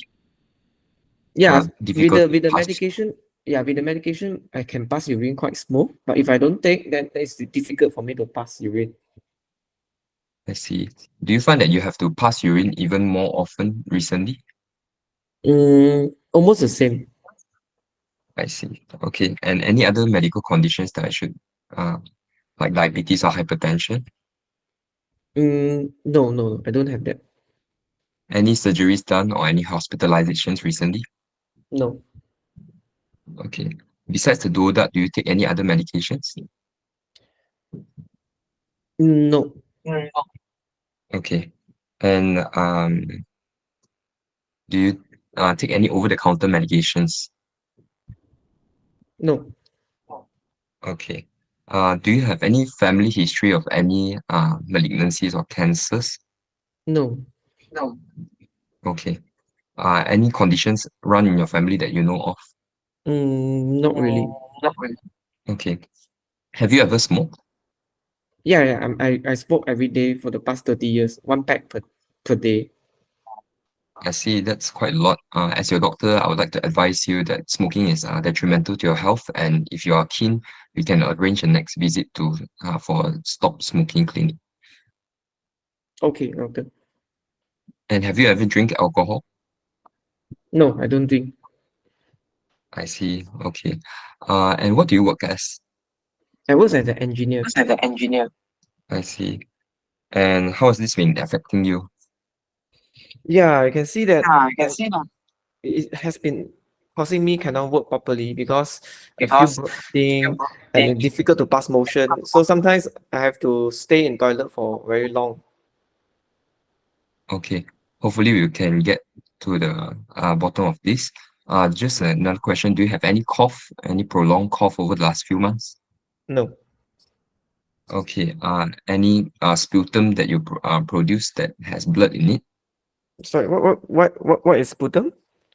Oh, sorry. Phlegm. Do you produce any phlegm with blood in it? No. I don't cough. There's no phlegm. Okay. Any night sweats?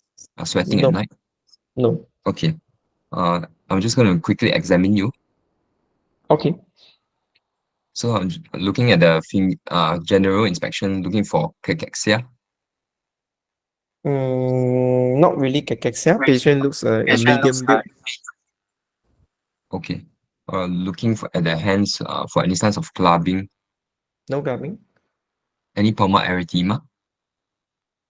No palmar erythema. Okay. Examining the eyes for any jaundice.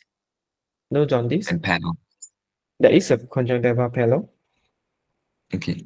And I'm examining the cervical for any lymph nodes. There's no palpable cervical lymph nodes. I'm examining the axillary also for any lymph nodes as well. Yeah, examiner say you can skip. There's no lymph Okay. nodes palpable. Examining the abdomen to look for any scars or any masses. There's no scar. No palpable hepatosplenomegaly. Okay. And there's no other masses at the suprapubic area also. No. Okay. I'm just gonna block the kidney also. There's Any no kidneys palatable blocked? kidney. Okay. Mm. Um,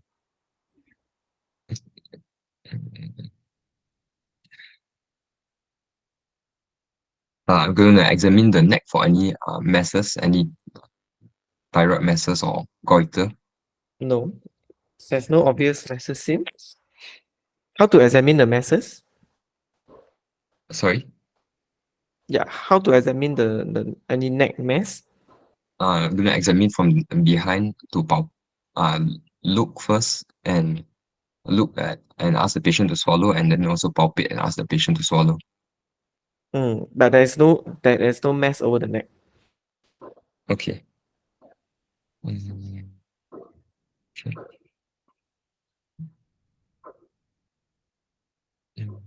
Anything gonna else you listen want for to to the heart. examine? Mm-hmm. I'm going to listen to the heart for any murmur. Yeah, as you listen to the heart auscultation, there's no murmur. Okay. Um, okay. Also, just gonna ask a few more questions to the patient. Do you notice any changes in your appearance recently? Appearance, like what, doctor? Like your facial appearance. Has anybody noticed that your facial appearance has changed? No, I didn't realize any change of my face. Any increasing in any ring size or glove size and also shoe size? No. Okay.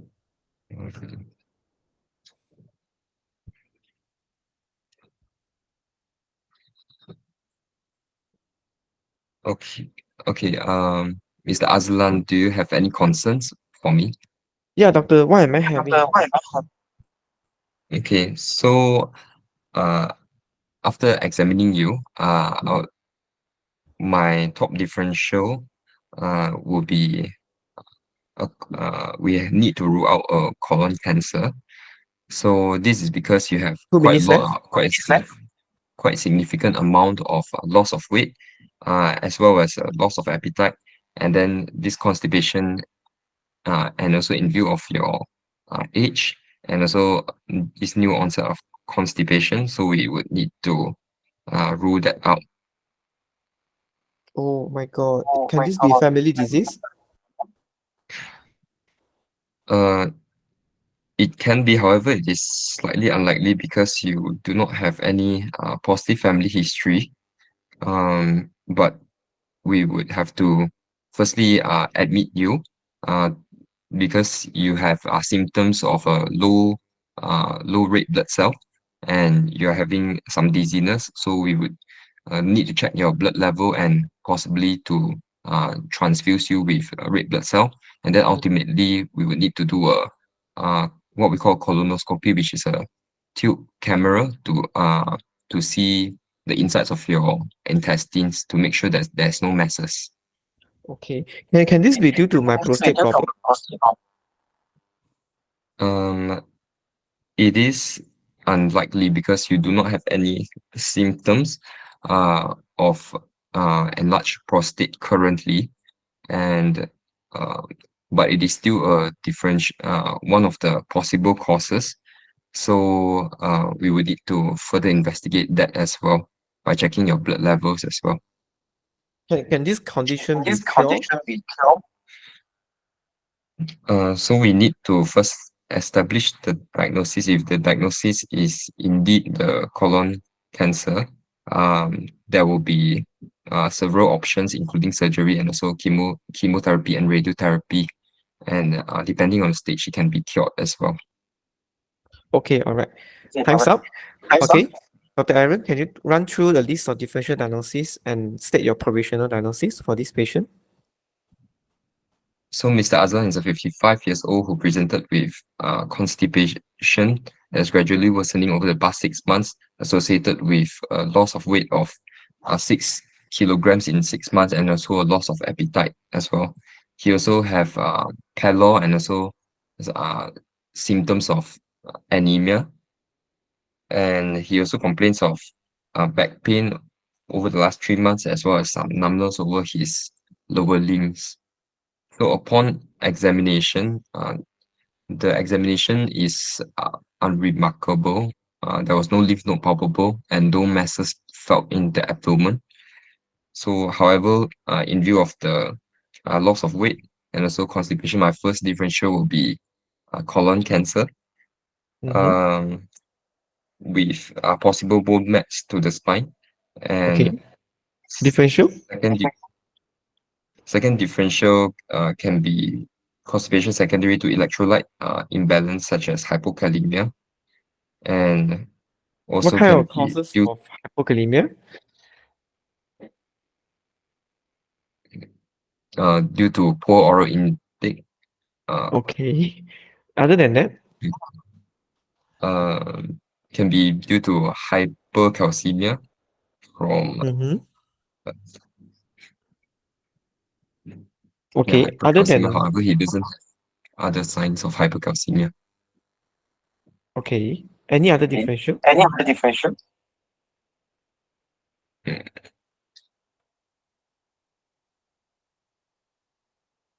It You can mentioned be a check also for due to the his so the neck swelling, right?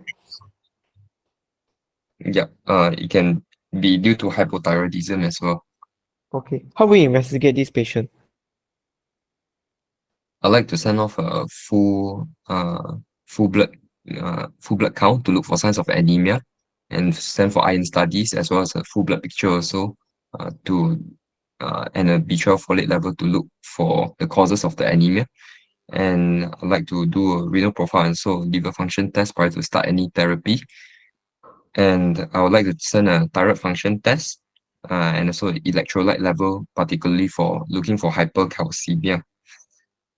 Besides that, also I'd like to send off tumor markers, including CEA and also PSA in this patient. And then I'll further investigate by doing a abdominal X-ray to look for any dilated bowels. Then I would proceed to do with to refer him for colonoscopy. Okay. Is there any other investigation in terms of your differential diagnosis? If there is a confirmed mass or confirmed colon cancer, I will need to do a further staging CT. Okay. Have you asked the patient whether patient drink more than usual? Oh, I did not explore that. But you only asked about the urine, right? Any change in urine, right? Yeah, Which is no. Okay. How will you manage this patient? I would like to firstly admit him because he has signs for symptomatic anemia, and if the HB is low, to proceed with blood transfusion. And after that, I would refer him to a gastroenterologist for colonoscopy. And I would like to start him on some laxatives as well, like Toulouse, and to correct any electrolyte imbalance such as hypokalemia or hypercalcemia. Okay. So back to the question just now. If a patient tell you that he got polydipsia, drinking more than usual, will it change in terms of your diagnosis? I would think that hypercalcemia will be higher on my list But what will be the cause of the hypercalcemia? It can be due to prostate cancer. Okay, other than that? Okay, time's up. Alright. So, okay, what do you think about your pitfalls in this scenario? I think I didn't explore the full hypercalcemia symptoms, so I only asked about the increase. Yeah, I mean, constipation, when you prepare this scenario outside, what are the top three differential that you should write in your paper and ask? I wrote colon cancer, hypothyroid, hypercalcemia, and hypokalemia. So hypercalcemia is like the main dish also, right? You need to explore in detail, right? So I only got a few hypercalcemic symptoms that you screen. You didn't screen for all the hypercalcemia symptoms, and therefore you cannot say patient don't have hypercalcemia symptom. Okay. Yeah. Another thing is that colon cancer, yes, possible GI related malignancy, but have you asked about tenesmus and also proctitis kind of symptom to suggest, No. Yeah, sure, ask that. You should ask about whether patient have incomplete emptying of the stool, although patient have having constipation. But what can they have is sometimes they can have constipation, then followed by the tenesmus sensation. Always want to go to toilet to pass motion but cannot pass out. At the same time, they will rush to the toilet to pass out stool but also cannot pass out as well. So we need to ask about that kind of proctitis kind of symptom. Okay, it can also happen in IBD, IBS, or it can also happen in malignancy. Okay. Another thing is that what do you think the cause? You have mentioned that, so most likely you see there's no alternating bowel habit and no family history, but with the constitutional symptom and the back pain, right? Yes, colon cancer is the most like it's possible. Sorry? Other causes of all this hypercalcemia, is it? Hypercalcemia. Yeah. You got And the other hypercalcemia, causes, you got hypercalcemia, you got anemia, and you got back pain already. What are the things that you should consider? multiple myeloma. Yeah, multiple myeloma. You should really put multiple myeloma in your differential diagnosis. Oh, you should really put that because this patient cannot be suddenly got back pain one, right? I mean, more than 50 years old man, constitutional symptom, and someone got hypercalcemic symptom. That's why it's important for you to really explore the hypercalcemia thoroughly before you commit that this is a hypercalcemia related malignancy. Oh, so if I'm going to mark you, your com still not an issue. Examination is fine. I think you examine most of the thing. Technique is good. And your sign, unfortunately, I had to minus you because this kind of scenario, constipation, you cannot miss a per rectal examination. You should, I know we are not expecting you to do, but you must mention it. Okay? Because by doing a per rectal examination, you can feel for two things. Whether there's any mass in the bowel at the level of the rectum. At the same time, you should check for the prostate whether there's any irregularity at the medial sulcus to suggest prostate cancer instead of just BPH. So it's very important, right? You cannot miss one of this is really important, okay? But other than that, it's fine, okay? So I have to, this one definitely you only got 1 mark. Examination is fine, satisfactory. Clinical judgment, unfortunately, because you cannot get a diagnosis, it's just 1 mark as well. And concern, I think is okay. You managed to concern quite okay. Differential analysis is also 1 mark. And welfare, usually you get full marks. So if you go by the scheme, 1, 2, 3. So out of 14, you only got about 11. That means 22nd out of 28 lah. That is provided the examiner is kind. Most of the time they will just either 0 or 2. So if you got 0 or 2, that means you put out another 3 marks, will be like 18 marks out of 28. That's very low, and you really consider half fail for the consultation. And just because you cannot get the diagnosis correctly. Even if you commit that this is the colon cancer, but you put multiple myeloma as a differential, examiner will try to hint you. And even if you cannot get hinted also, they will at least put you borderline. They will not put you as 0, so-called unsatisfactory. So that's why it's important for you to really put the possible differential into your differential diagnosis when the examiner asks. Okay, if you don't put that, then definitely they cannot give you marks. Okay, all right. So we will discuss a bit on this case. Basically, this patient, if you ask further, they may or may not have change in urine habit because patient for the past 6 months have been passing quite a lot of urine. But if you don't ask in detail, you may not get. So you must ask a very specific question.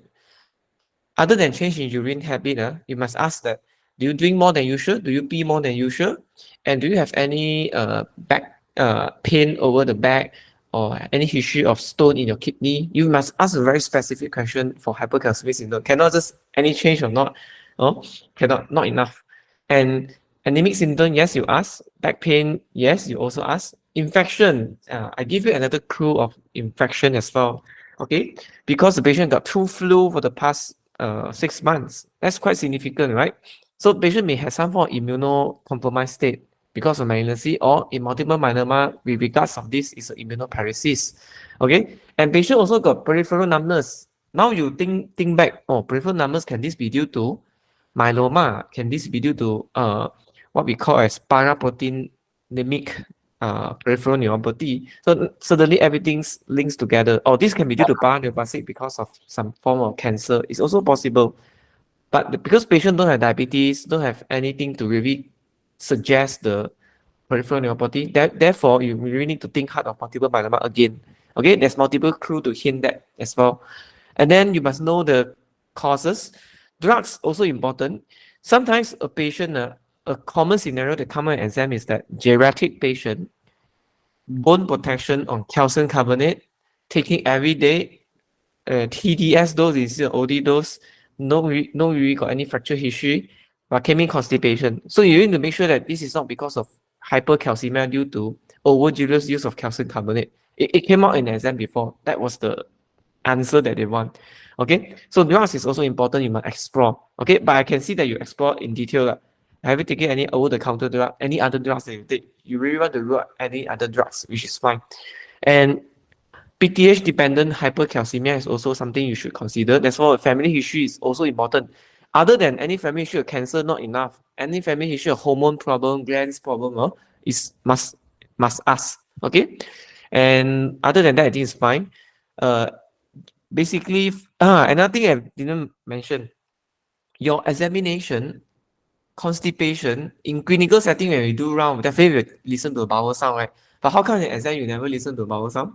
You should mention that. Okay, you should also you should really, it's a showmanship. I know you're not doing like 10 seconds to really listen for bowel sound, but you should at least mention that you want to put your stethoscope over the abdomen, probably at the right iliac fossa region, and to listen for any bowel sound. You should mention that because this patient is having constipation. It's not fair if you don't listen to a bowel sound. Another thing is the per rectal examination, which I mentioned just now. And yes, it can be due to hypercalcemia, malignancy wise can be other things like prostate cancer, lymphoma. And hypothyroid is something that you mentioned as well. And if you mention the multiple myeloma, and therefore your management is a bit different. You want to look for relax formation in your PBF, ESR will be elevated. You also want to do a IPTH and also bone profile as well as corrected calcium level. And then liver function, you have to look for albumin globulin reversal in terms of the ratio. You want to do a skeletal survey to look for pepper pot skull over the skull x-ray or any lytic lesions over the long bones. And yes, you want to rule out PSA, you want to check for any prostate cancer possibility, and want to even consider BMAT as well if it's multiple myeloma, to look for plasma cytosis and check for M protein spike, whether it fulfill the criteria to suggest multiple myeloma. And you want to do full body staging, even the PET scan. And don't forget, because the patient got peripheral numbness, your investigation doesn't stop at constipation. You must mention you want to do NCS as well because of this possibility of peripheral neuropathy. Okay, management will be multidisciplinary team. You must mention multidisciplinary team, involvement of everyone. And endocrine, because of the hypercalcemia, you may need their help and input. What we call as generous hydration and bisphosphonate to consider that, or even calcitonin if the calcium is too high for at least 5 days. Actually, we can only give calcitonin for 5 days, by the way.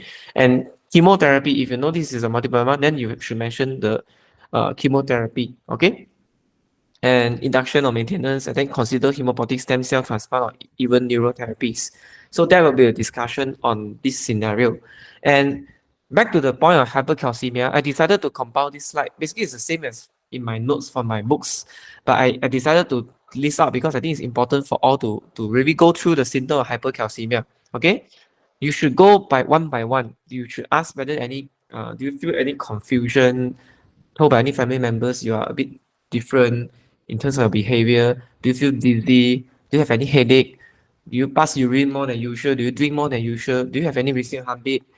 Hypertension, not really much lah. But then, do you have any bone pain, muscle pain, constipation? Already mentioned. Do you have any tummy distension? This patient got tummy distension, right?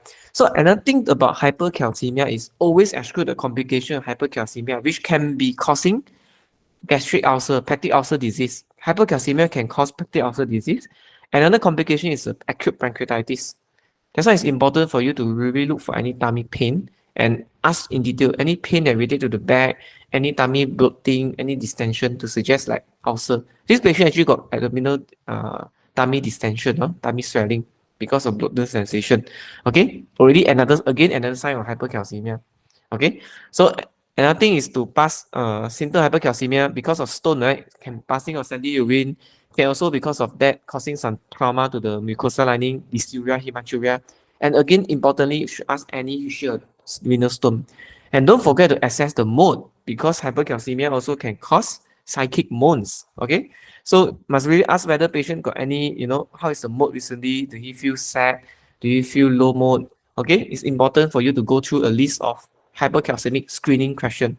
Okay, and we come back to the differential diagnosis, you should classify differential diagnosis as what we call as PTH dependent, and the rest of it is a non-PTH dependent, right? PTH dependent, you want to rule out FHH, usually very rare, it can come out in exam, but they mainly don't have anything, but usually have family history, some leg weakness, some general weakness, sometimes can even have severe hypercalcemic symptom, but usually they are compensated quite well. Another thing is the MAN1 syndrome. Don't forget to screen for MAN1. That's why family history is important. And MAN1 also means that you need to screen for other MAN1's symptom, which is the 3P, right? Parathyroid adenoma, pancreatic, as well as pituitary. I can understand that you want to ask about any change in terms of your face appearance, want to screen for acromegaly. Can be, yes, possible. But you need to make sure that you ask in a very systemic order so that the examiner get your point that you want to screen for pituitary adenoma. Okay, secondary causes can be due to kidney disease, tertiary can be due to end stage. Okay, the rest of it is a non-PTH dependent, which is malignancy. Humoral hypercalcemia or malignancy is the commonest causes. So not necessarily you only screen for prostate. Patient have a chronic smoking history. You should also ask about lung history, any coughing of blood, or any prolonged cough, and also probably even, I mean, the rest of it I think you asked already, any phlegm. You asked me about sputum. Accidentally use a medical jargon, but that's fine. But to some examiners that can be also very tricky. Some examiners don't like it. Yeah, you also asked about jaundice. Good. If it's a female, you should ask about the breast. Have you ever check your breast self-examination before any lump? Okay. Another thing is lymphoma and myeloma is always the favorite for hypercalcemia. Always remember that. And hypercalcemia also screen for TB. I remember recently I encountered a patient with a non-PTH dependent hypercalcemia. Patient X-ray is like cavitation massive. Know that this is definitely TB. No doubt the sputum AIB strongly positive. And the calcium, guess what? The calcium level is always like persistently high, despite a bit of hydration. But the moment we started accurate 4, the calcium really drops. So you can see that that's the wonderful part of it. So remember that hypercalcemia also think about chronic granulomatous disease like sarcoidosis and TB. And I think it's the drugs that I mentioned. Vitamin D and sometimes even calcium carbonate tablet overdose also possible. For patient that psychiatric patient with a bipolar disorder or lithium, that's also another cause. And some patient on triazide or some form of diuretic can also cause hypercalcemia because of dehydration. And some other medication which is a bit rare. Endocrine, most importantly, you can see that constipation can cause by both hypercalcemia and can be caused by both hypothyroidism as well as hyperthyroidism. The reason I say that is that hypothyroid can directly causing constipation, But at the same time, hyperthyroid patient can also cause hypercalcemia. And the hypercalcemia is the one that really causes the constipation, not the hyperthyroidism, indirectly effect. So that's why thyroid disorder is important to ask in a constipation patient. Okay. Adrenal insufficiency is another possibility again with the feel. Feel you should also explore if let's say it's just generally very simple question. Any episodic racing or heartbeat, sweating, or even any flushing. That's all. Okay. Prolonged immobilization is also one of the cause. But basically, this is all the causes of hypercalcemia that I want to go through and revise with everyone. Anyone have any question? Aaron, you got any question or not? No, doctor. Okay, right? Yeah. Okay. I remember last diet in Ireland they came out with a multiple myeloma. But I can say that the Ireland modified long case and now our so-called consult station are quite similar nowadays. So open up our minds in terms of the possibility of the scenario. I mean, if a scenario is good enough when they submit it to the Central London office, usually the scenario is prepared by the center. So depending on like for example, Sarawak GH is going to have a PACES soon. So depending on what kind of scenario the vetting committee send to the center, and then they will decide whether it can be accepted or not and whether any changes. So usually it's decided by the local center. So usually you can see that you should prepare for the common scenario. In the real exam, when we prepare initially with the PACES, we try to prepare every single possibility of scenario that can come out. And that includes a bit rare condition, okay? Like porphyria, all those things must prepare, okay? We know that this is the curriculum, RCP, episodic abdominal pain, all those things is we need to know. But when the exam is near, when when you already almost towards the last month of exam, you should focus on common cases as well as common approach. Those very common approach like constipation, diarrhea, abdominal pain, or bleeding, or even like form of joint pain, any form of common scenario you should prepare, especially endocrine and rheumato. Okay, and we need to prepare it well. And those are the common cases that can come out.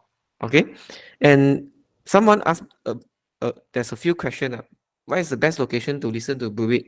I think I mentioned this answer a few sessions before. In a renal transplant, you don't auscultate, you don't put a stethoscope immediately at the in between the scar, okay, just to connect the line. No, it doesn't work that way. The transplanted kidney should be somewhere medial and below, inferior and medial towards the scar, okay, because it is where they seated the scar. They don't want the transplanted kidney, the graft kidney, to be directly below the scar, because it's predisposed to infection immediately post-op. Okay, later wound breakdown, ayo, the kidney will gone. Okay, so we don't want that to happen. Next question is, how does hyperthyroid cause hypercalcemia? Very interesting concept. Yeah, I also cannot remember, unfortunately, cannot answer you this question. Yes, it is two different mechanisms. Hyperthyroid indeed can cause hypercalcemia. It is the one of the uh, thyroid hormone effect, but regarding the explanation, I will get back to you later. I also cannot understand at this point of time. Cannot remember already. If anyone knows, can share later as well. So if no question, we will proceed with the last candidate. So the last candidate will be will be Amos. No, Amos, Chris, right? Should be Chris. Yeah. Yeah, Can sorry be. for late. I think you waited quite long. Last scenario. Okay, are you ready for the scenario? Yes. Okay, so I will start the timer. Okay, your time will start now. I'll give you 4 minutes. Okay.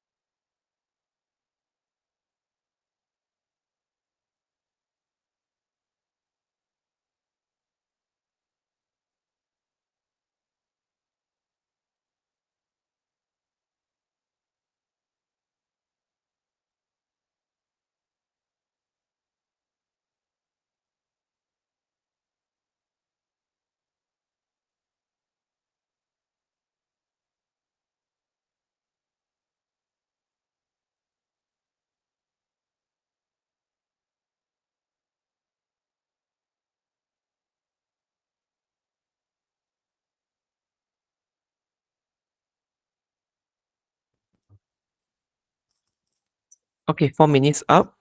Please start. This is Madam Losma. Hi, good evening, Madam Rosma. Hi. Hi, good evening, Madam Rosma. Hello. Yes, yeah, I can hear you. Hi, I'm I'm Dr. Rosma. I'm Dr. Chris. I'm a doctor in the medical clinic. I've known that you came with neck swelling for 6 months.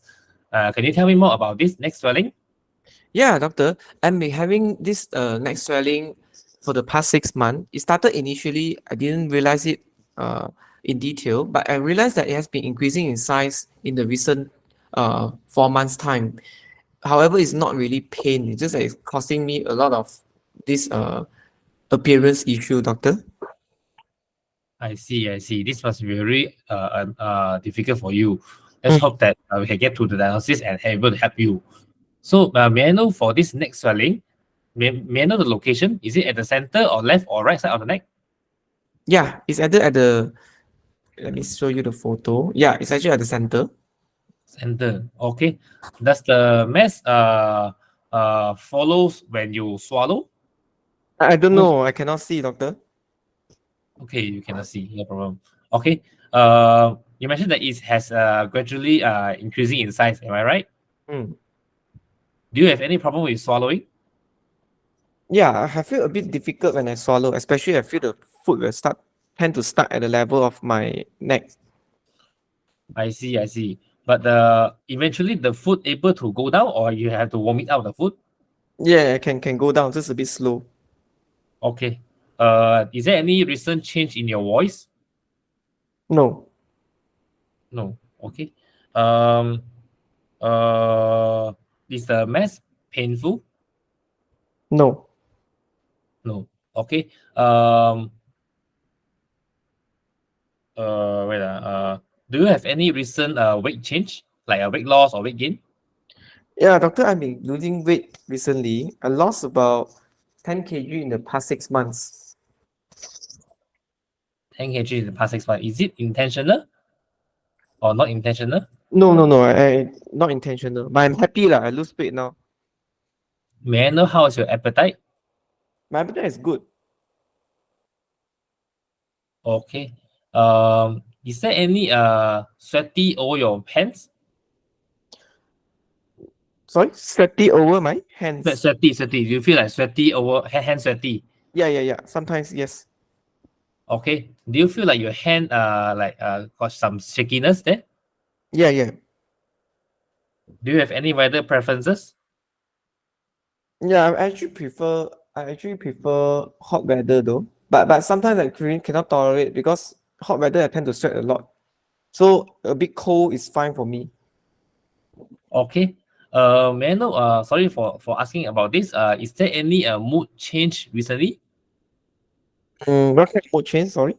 Like you tend to get angry easily or become slightly irritable than before? Yeah, I a bit anxious lah. I feel like sometimes I'm a bit stressed, easily stressed. Okay. Is there any eye pain or eye redness? No, but I noticed my eye is a bit swollen, especially my eyelids region. Sorry, you mentioned? I'm- Eyelid? Yeah, my eyelids around my eyes is a bit swollen. Okay. Is there any problem with your vision? Like any blurring of vision? No, Okay. Any double vision? no, Okay. Is there any headache? no, Any problem with like bumping into objects? no, Any body weakness or body numbness? no, Okay. Um. Okay. Is there any chest pain? no. You feeling of heart pumping very fast? Yeah, I mean this racing habit have been feeling this recently as well. Even though when I'm resting, Okay. May I know at night time how many pillows do you sleep with? only one below. Okay. Do you have problem sleeping at night so do you have problem waking up at night catching breath? No, Do you have any leg swelling? no. Okay. Apart from the swelling over the neck, is there any other swelling over the body? or lumps and bumps all the body? No. Is there any rash? No. Okay. Do you have any problem with your passing motion, like you have diarrhea or having constipation? Yeah, I feel I easily always pass out loose stool lah.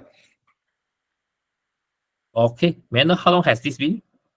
It's about on and off. It's about 3 months time. Okay. Is there any tummy pain? Not really. Is there any tummy bloatedness? No. What about vomiting? No. Okay. May I know how is your urination? Is there any problem with your urination? No.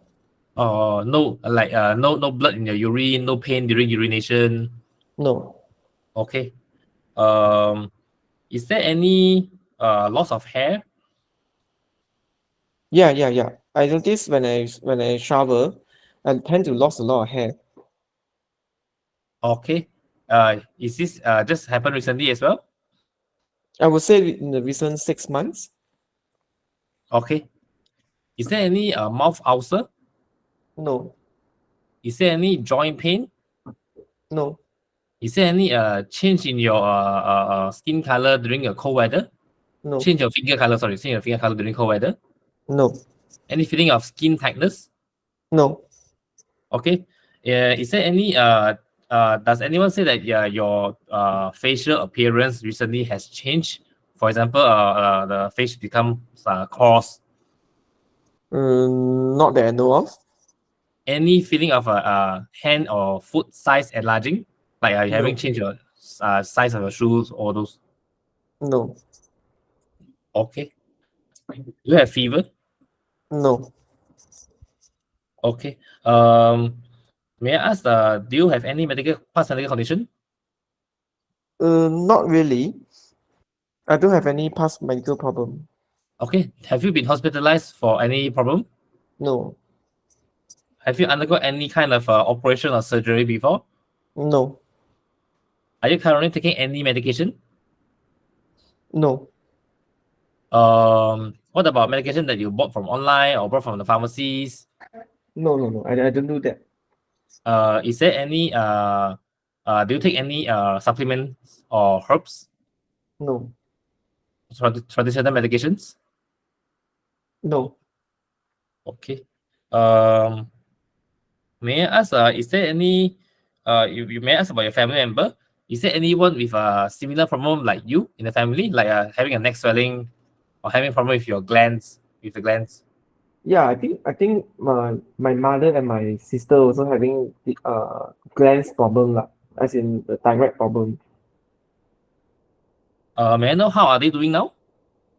They are fine. They are taking some medication and their hormone level the doctor says is normal. Oh, okay. Okay. May I ask what's your occupation? Yeah, I work as a promoter. Promoter. May I ask how has this neck swelling affected your job? Yeah, I can see that I'm promoting staff because of this swelling. I cannot really approach my customer. They are very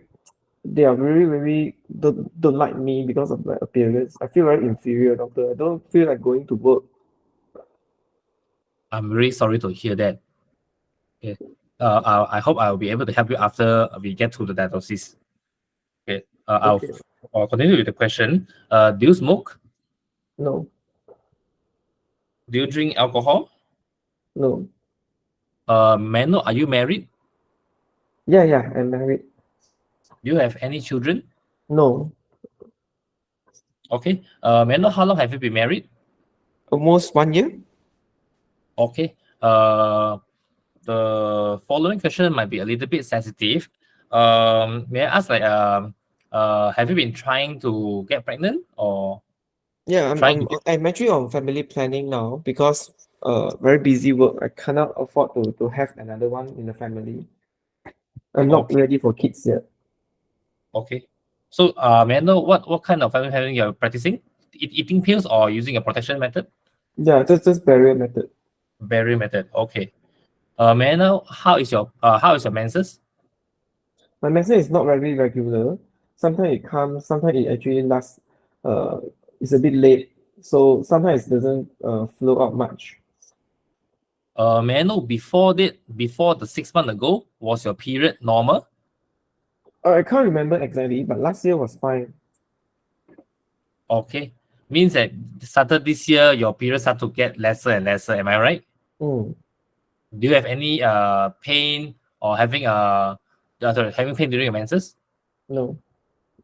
Okay. I would like to proceed to examine Madam Rosma. Okay. So I would like to look at her general appearance. Is she a thin build or is she on the obese side? As I mentioned to you, the BMI is 25. BMI is, sorry, 25. 25. Okay. I would like to check the hand. Is there any hand outstretched? Is there any? This is the hand. Okay. May I ask, sorry, Madam Rosma, before I examine, when you stand up from your sitting position, do you feel any dizziness? Yeah. Sometimes I feel a bit dizzy. Okay. Do you have any problem with your? Have you been checking your sugar at home? No, I don't know. I never check my sugar. Okay. Do you feel like you have urinate more than usual recently? Yeah, sometimes I realize I did pass urine a bit more.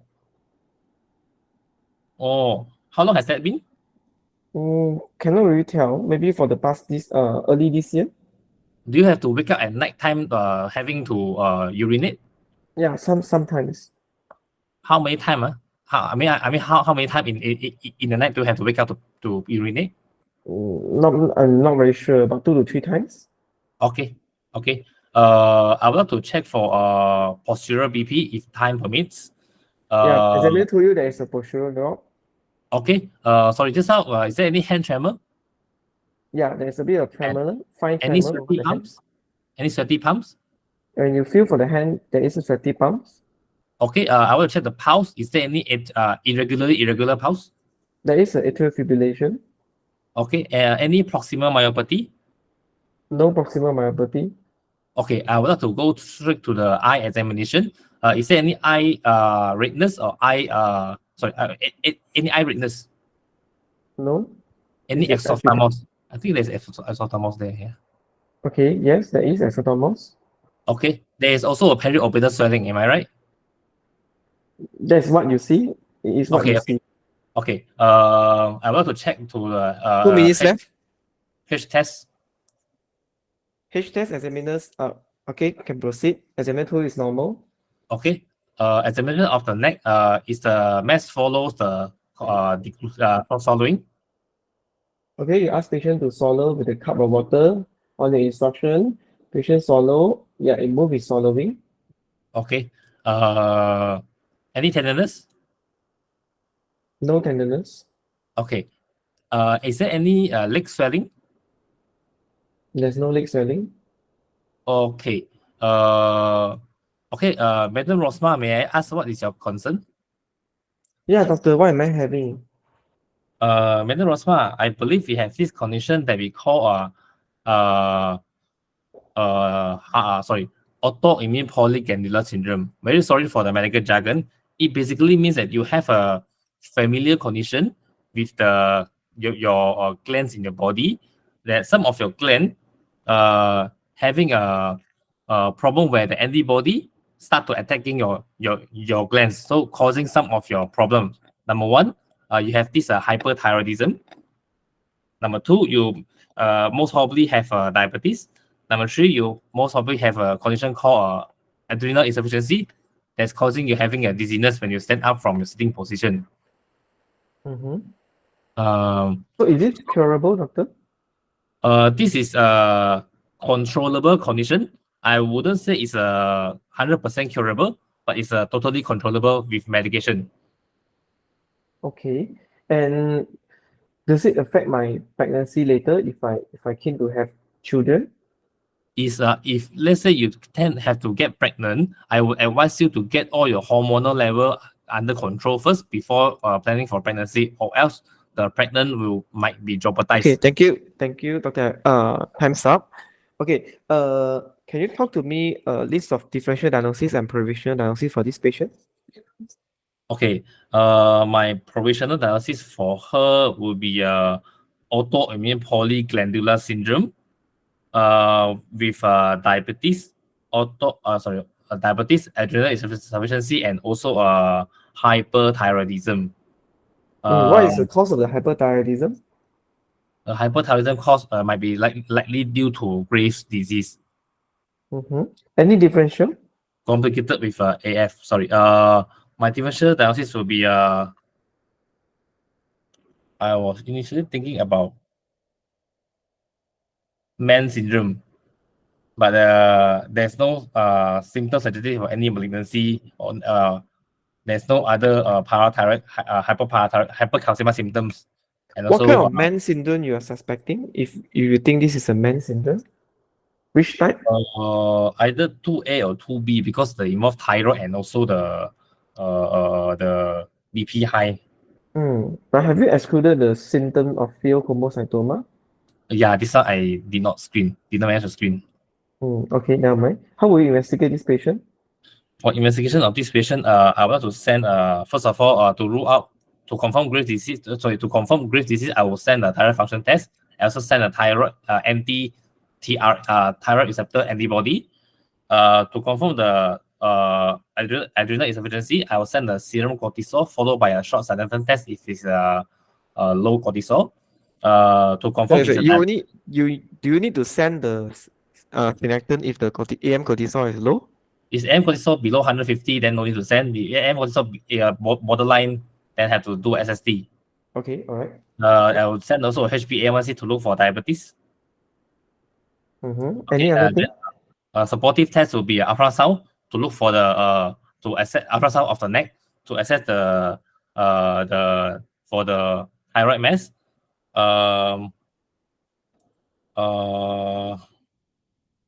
CT, Any other tests? renal profile to look for any hyponatremia or hyperkalemia.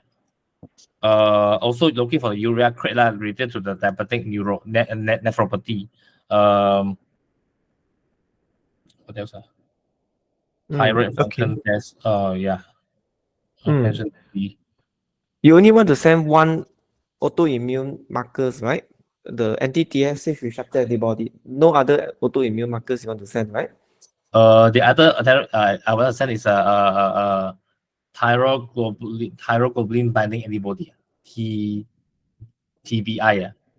Thyroglobulin binding immunoglobulin. Thyroglobulin is a binding protein. It's just a thyroglobulin antibody. Okay. How will you manage the patient? Management of this patient will be a multidisciplinary approach, involving endocrinology, dietitian, and also breast and endocrine surgery if needed. Patient education and counseling about the condition, and also may need a genetic screening. So pharmacological therapy, once confirmed adrenal insufficiency, I will replace with the hydrocortisone physiological dose. Then once confirmed it's a hyperthyroidism, I will start the anti-thyroid medication, carbimazole, based according to the TFT. Once it's confirmed diabetes, I will start with the dietary modification and also lifestyle modification with a diet change and also regular exercise. Subsequently, consider starting insulin depending on the sugar level. I have to stop you here. I want to ask you, when you mentioned about hydrocortisone replacement, are you going to replace with hydrocortisone only in this patient? If it turned out to be adrenal insufficiency? If there is, since this patient has a postural BP, she will be benefited from fludrocortisone as well. Sorry. Okay.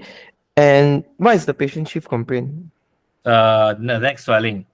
So tell me about the neck management.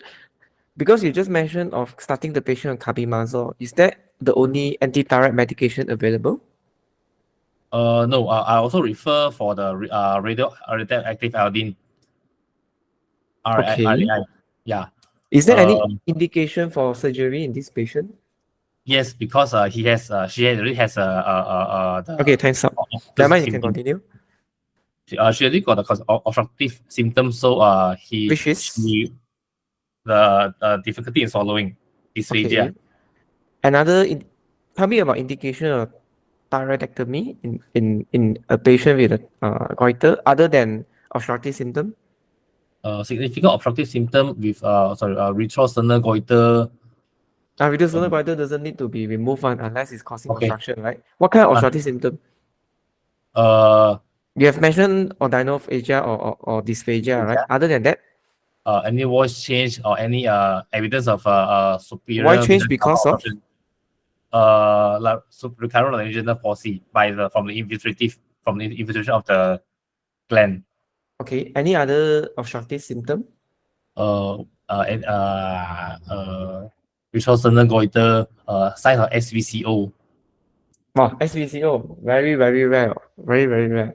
Probably Yeah. not worth to mention. Any other thing that is possible? I'm asking. How Patient, about breathlessness, can cause the tracheal compression, you mentioned the recurrent laryngeal nerve compression. Yes, that one causes of voice.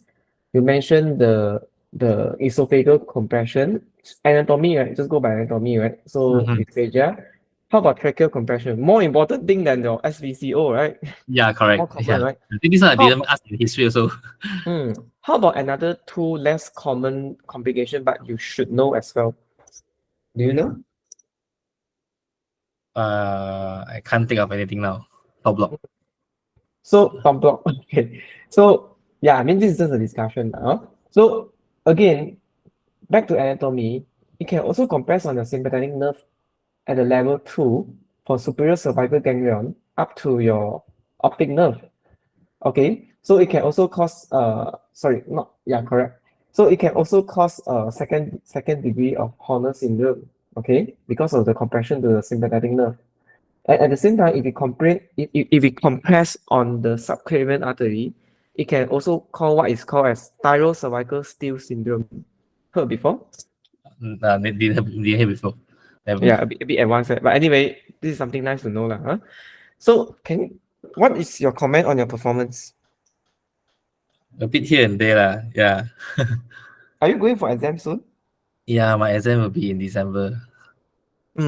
Sarawak as well? Yeah. I feel like my comment to you that is a few actually. First, you are not very ready for exam yet, but if you manage to brush out and correct some of your pitfalls, perhaps you will be doing very well in the exam. Okay. So first comment is perhaps your time management. Okay. You realize that, do you know how long you use for the history taking per se? I think You don't know, 10 right? minutes. Because you're just asking question, right? Yeah. Let me tell you, you use 10 minutes and 30 seconds for history taking per se. Out of 15 minutes, including the concern, right? And you only use 1 minute and 30 seconds before 30 minutes ups, and then followed by concern. So do you think for thyroid station, you must at least got 4 minutes to examine properly? You didn't even percuss, auscultate for the thyroid swelling at all, didn't even feel, not enough time. Yeah. Totally not enough time. This kind of station, thyroid station is a very easy and straightforward station. You should aim for perfection. So perfection meaning to say your history need to be very concise, very targeted. Okay. I can see that you're asking a lot of autoimmune question.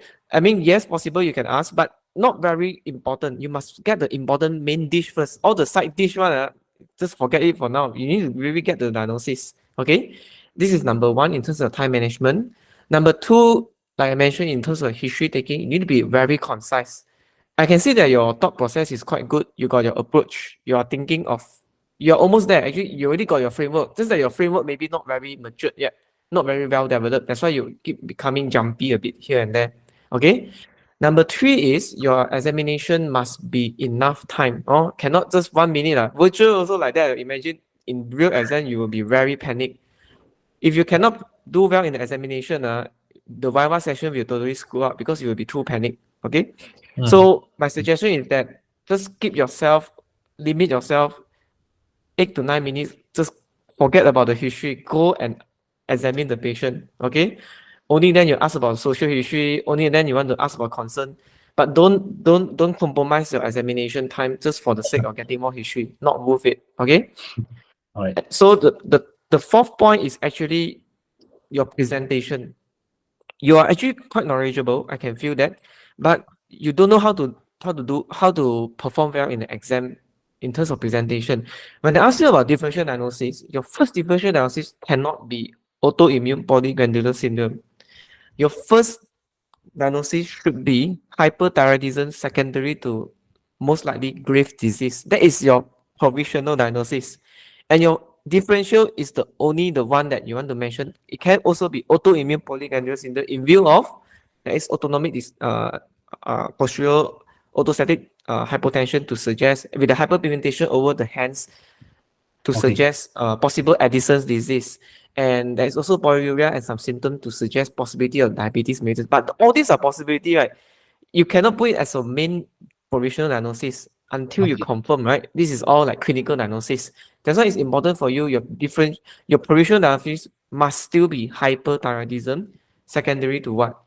And your hyperthyroidism can be because of a lot of reasons, not necessarily because of Graves' disease. Can this be due to Hashimotosis? It's also possible. Hashimoto in hyperthyroid phase. It can also be iodine deficiency. But do you explore the iodine deficiency part? No. And do you explore about gynae history in the female patient? Also no. Despite asking about 10 minutes and 30 seconds history. That's why I can say that your history must be very targeted. If your history is not targeted enough, you will miss things, although you spend enough time. You can see that, right? And your investigation part, you must be very concise. For this kind of scenario, direct, straightforward. To confirm your diagnosis, you want to order this. Okay?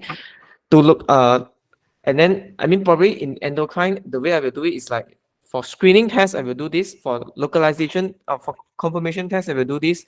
For localization tests, I will do this. To look for complication, I will do this. As well as association. I can present like that. But if you too difficult for you to phrase yourself or think, then you can just mention the usual way lah. Management is also very straightforward. For thyroid, you must really how to say if there is 100 marks to score, you must really score 100 marks. There's no reason you shouldn't score because it's a very anticipated task. And your examination is not enough. It's not enough to just look for peripheral signs of hand, sweaty palms. Yes, hyperpigmentation, yes, as well. But don't forget, you need to check for the buccal mucosa. Oral mucosa, you want to look for candidiasis, oral thrush. Why? Because your APS autoimmune one. polyglandular type 1 can also have Mm. mucocutaneous candidiasis. Okay? Yes, Yeah. you check for proximal myopathy, correct? But at the same time, you want to draw DM, right? You also want to check for any acanthosis nigricans. Although it is a sign of insulin resistance in type 2. Usually, autoimmune polyglandular is type 1. But you still need to check for any acanthosis nigricans. Reason is being, patient can be having metabolic syndrome, not necessarily because of diabetic per se, but it is a conundrum that we need to check as well. Okay? Another thing is that your thyroid examination must be thorough. Later I will show you what is thorough. Anyway, when you want to do peripheral examination, want to go to lower leg, the swelling is the one I'm least concerned. This kind of patient I should do reflex. Okay? You cannot miss out reflex because you want to justify that this is hyper-reflexic in hyperthyroid. Therefore, it's important. That's why it cannot be done in 1 or 2 minutes of physical examination. You need to give a full 3 to 4 minutes to exam. We can do that when we have in our own format for BCC. There's no reason we cannot do it in our clinical consult with more time. Okay, you really need to elicit more. So if I'm going to score you, skill you will get full. Physical examination, unfortunately, I will only give you borderline. Clinical judgment also borderline. Concern, yes, but clinical skill, bear in mind that some examiner will label you as pressure speech, non-stop talking, pressure speech. You will also mark you as borderline as well. So be careful. You can speak a bit fast, but don't be a bit like jumpy here and there, and then when the examiner asks you a question, you didn't immediately stop, then you continue to talk, then only you stop for a while. They will label you as pressure speech. So have to be careful on that. Okay, try not to. When the examiner asks you something, just stop and listen. Okay, like that, and then only then you answer. Okay, you must always press a brake. Your problem, unlike other candidate, is some candidate is a bit slow. They need a bit more. They need a bit more accelerator. Yours one need a bit more brake. Okay, and Okay. critical judgment, definitely I can only give you one. Concern, yes, I think you answer quite okay. Physical science also only 1 marks. Differential analysis, I can give you full marks, but you need to rephrase a bit. And verify is okay. All right, that would be something like your score. So this is a template. Do you have my notes? Anyway, Yeah, I have. you have my notes. You saw this page, right? The thyroid disease, or you didn't see? I haven't read this page. You haven't reached that part yet, is it? Yeah. But if you only left with 1 month, thyroid is something that you need to know. Oh, Okay. some more is so common. Someone can just walk in, outpatient, oh, thyroid new patient, okay, go for exam sheet, and then find a surrogate to give the history. The patient is just there to be for you to examine. It can be, you really need to have your own template. I mean, I'm not forcing anyone to follow my framework, but this is the way I feel is easier for me when I visualize in my mind without writing out anything. Thyroid is a station that you really need to perform.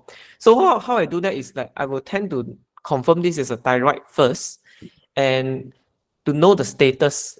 Meaning to say, I need to know this hyperthyroid, euthyroid, or hypothyroid. I need to ask these 5 or 7 questions in detail.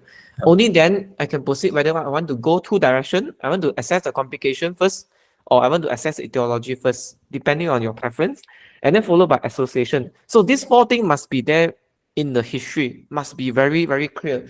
So the patient have neck swelling. Yes, you ask about a bit of onset, progression, duration, and then followed by weight change. So I like to remember the mnemonic of BMW, but whatever mnemonic you want to use, you can use it. But there's no absolute mnemonic or anything. But basically, I will ask about the weight and weather for W. I will not forget weight and weather. I will ask about the mode and the menses if it's a female. And then the M also include the muscular scatter, which I will ask later. And the most important thing is the bowel change. Don't forget bowel change. You almost forget the bowel change. Actually, you only ask the bowel change quite later in the middle of the history taking. But you should ask that all these 7, 8 questions immediately after you know that this is the thyroid. Okay, so you should really screen for this thyroid status.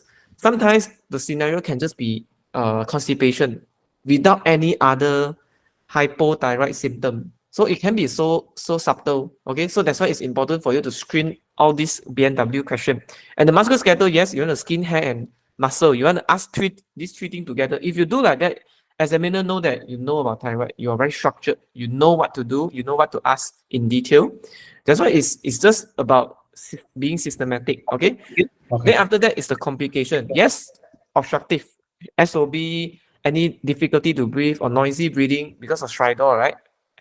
Upper airway obstruction, hoarseness of voice, difficult to swallow. You ask that already, and then followed by the eye, any swelling on the eye, any brain lesion, you also ask, and then cardiomyopathy. I can imagine you also already asked as well.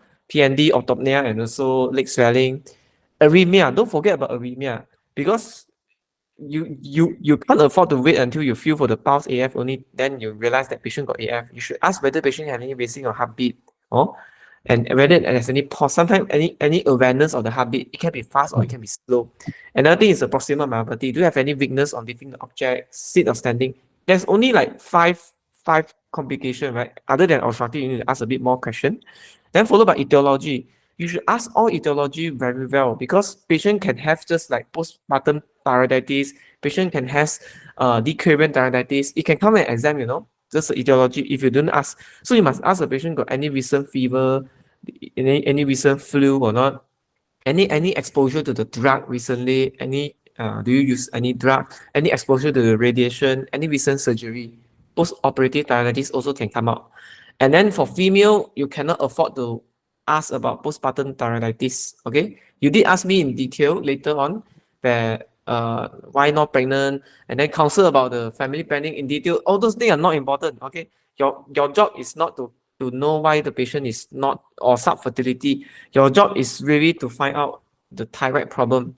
If you really got a lot of time and you complete everything that we mentioned, then yes, you want to ask, no problem. But you need to focus the main important thing. Okay. So also diet. How to ask about iodinated salt diet? So the idea is very simple. You can just ask the patient, do you Do you taking any diet restriction? Is your diet contain normal salt? That's all. Some patient they will tell you, oh no, I'm not taking any salt at all. So you know that salt contains the iodine. So that's why just by simply asking that, if you worry, you can just ask, do you mind if I ask, is your diet is a special diet, or do you know that if your diet contains a lot of salt, like iodinated salt? You can ask like that, but more direct. But to me, I prefer to ask, do you prefer on any particular dietary restriction, or you're just taking a normal diet with some salt? That will give a hint that this is whether patient is iodine deficient or not. Then family history, yes, you can ask that. Medullary cancer is something you need to screen because they tend to manifest as the calcitonin. Calcitonin is the one that can cause itchiness, flushing symptom, and also the loose stool. Okay. Next is the association. You are either stuck with Mann syndrome or autoimmune polyglandular syndrome. You don't want to wait until patient show you the finger, you notice got hyperpigmentation, only then you realize that this can be autoimmune polyglandular. It's a routine for us to ask. Okay. Thyroid symptom for thyroid station is always want to rule out whether any association with Mann syndrome or autoimmune polyglandular syndrome. So you ask about skin darkening. You ask me about rash, but you didn't ask me about any darkening of skin. If you ask me, I will tell you, yes, I actually got darkening of skin on my nails and also my fingers. I will show you. So, but sometimes patients also don't know. So you have to check for that reason. Okay, diabetes as well. Men 2, you are mainly focusing on men 2A and 2B. So, but you're asking about pituitary symptom, which I write, okay, can be. Usually for hyperthyroid, I won't focus at pituitary symptom at all. But for hypothyroid, yes, hypothyroid, you need to be a bit careful because it can be just isolated hypothyroidism, but it can also be panhypopituitarism or some form of hypopituitarism involving more than one hormonal axis. Okay, patient may have a low thyroid hormone, at the same time also got low cortisol level, at the same time also got like low sex hormone. Okay, maybe because of some prolactinoma, things like that. So that is the possibility that you need to screen for pituitary symptom. But for hyperthyroid, I will not screen for pituitary syndrome. Basically, it is not indirectly connected unless you want to screen for MAN1. But having said that, MAN1 doesn't have any association with thyroid disease. MAN1 is 3P, right? Parathyroid, pancreatic, and pituitary. But there's no, so again, you need to screen a bit more at the parathyroid for MAN2A and 2B, which is a hypercalcemia syndrome, and fail. Very simple question. Any episodic sweating, flushing, or any, notice your pressure is a bit high, like that only. Okay. Examination. This is a list of examination you should do or cannot miss. Check for any clubbing to suggest thyroid acrobacy. Request for the BP, postural lying and sitting. Skin hyperpigmentation, fine tremor, pulse. Okay, this one all you do for the hand. Eyes, yes. Ptosis, exophthalmos. You must confidently tell You cannot tell the examiner, is there a exophthalmos? I cannot answer you, right? I cannot answer you. It is what shown by the patient face. Okay. So Hertog sign tends to happen in hypothyroid. Lead lag and lead depression also very important because grave disease, the sign will be patient will have grave ophthalmopathy, whether or not got any ophthalmopathy, but basically they will usually have exophthalmos, they will have lead lag, they will have lead retraction, and they will have audible thyroid bruits. These 4 signs must be present, if possible, to suggest grave disease. Okay, so yes, in terms of thyroid ophthalmopathy, if you got time, you should screen through the H test. And then sometimes you may need to offer checking for RAPD to suggest whether there's any optic neuropathy, optic nerve compression. If there is, then need to refer ophthalmologist for urgent decompressive surgery for the eye. Okay, but this is not the main point of discussion in this scenario. Okay, then next, like I mentioned, buccal pigmentation to suggest Addison and also the candidiasis. Okay, next is the neck. Inspect the goiter. Okay, palpate both sides, percuss at the retrosternal area, and also don't forget to palpate the cervical limb adenopathy and auscultate the bruit. Only then you check for the proximal myopathy, and don't forget to check for the heart to look for direct cardiomyopathy, displaced apex beat. Then leg pretibial myxedema. You want to check the pedal edema. You want to check the pretibial anterior shin, breast, any swelling or not. Okay, and the ankle for hypothyroid, you want to particularly look at the ankle reflex, asking patient to stand out, put one leg dangle with the 90-degree knee flexion on the chair, and then you just tap gently on the ankle. That is to check for hypothyroid delay relaxation of the reflex in terms of hypothyroid. But hypothyroid is okay. You can just check the reflex anywhere. You can check at the knee, you want to check at the bicep or tricep or supinator is fine. Because you just want to elicit is a hyperreflexia. Okay.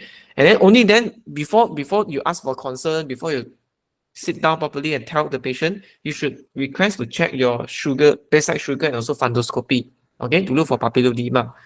And then when you answer the examiner, when you want to investigate, you should go in a more systematic approach. Want to screen and confirm, order thyroid function test. If patient infection, then you may want to check for inflammatory marker. Like if not, then probably not important. Anti-TRAP as well as anti-TG for Grave. Anti-TPO is for Hashimoto. For localization, ultrasound of the neck, brass Doppler, not enough to just ultrasound of the neck, okay? For thyroid, everything must be OCD one, must be correct and must be accurate and complete. And scintigraphy, meaning to say is a radio iodine test to see whether patient, usually how do we differentiate thyroiditis and Graves' disease is by using scintigraphy, because if it's light out, then it will suggest Graves' disease. But if it doesn't light out, then it will suggest thyroiditis. So it's important. It can be one of the questions that can be asked. So association and complication. If you think this is MEN syndrome, definitely you want to screen for PTH, parathyroid adenoma. Therefore, the calcium bone profile IPTH, stability scan comes in the picture. Field Como is 24-hour urine metanephrine test. You want to screen for APS. Yes, you screen for diabetes by doing a HbA1c screening. If it's borderline, then you can proceed with OGDT. Okay. How about Addison, AM cortisol, and synectin if indicated? Complication, you may also want to do an echo as well to look for any cardiomyopathy. Management, what you mentioned is correct, but the management, you shouldn't just confine the management like carbimazole, radioiodine like that. You should mention that in terms of medical management, I can consider symptomatic control with beta blocker. At the same time, in terms of targeting the hyperthyroid, you should mention about the 3 options, okay? Either antithyroid or radioiodine, okay?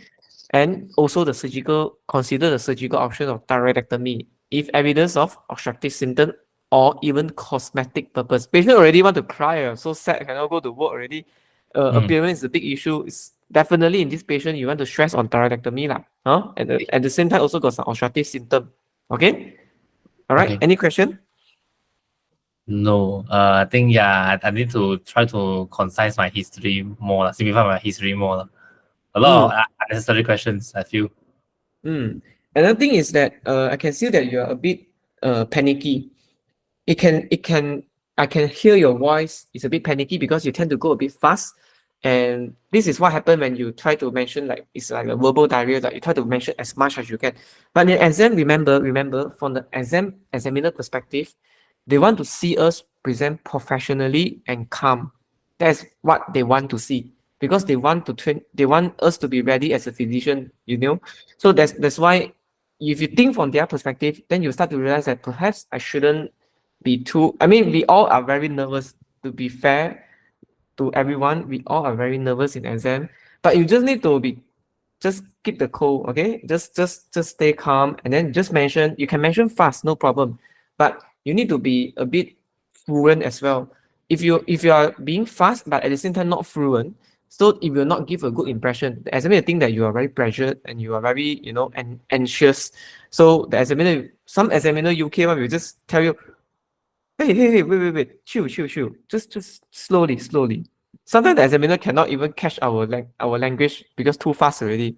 All the UK examiner, they want to listen the proper English sometimes. So you just try your best slowly. You can practice again the same session with your friends if you got chance. I can see that you got knowledge that you also got your own flavor. The only thing you need to do is to practice. If you don't practice, you will not able to get that fluency and that confidence. Okay. The reason why I can tell everything like that so fluently is because I already been through this rehearsal thing like so many times until I don't want to do already. Even though like how many months after I passed the exam also, I still can remember because it's engraved in my mind already. You see, because it's very important. This shows how important you should do and you should prepare before you go for exam. Even if you're not prepared well, also you must show that you already performed the examination like 100 times, you know, you should already do this kind of cases like more than 10 times already, very familiar already. So you should give that impression that I'm here to pass, okay? I'm here to pass. So that's Okay. all, huh? All right. Anyone got any question? No, huh? I think everyone is a bit quiet. If no question, then I will stop the recording. Happy Deepavali, everyone. Tonight is like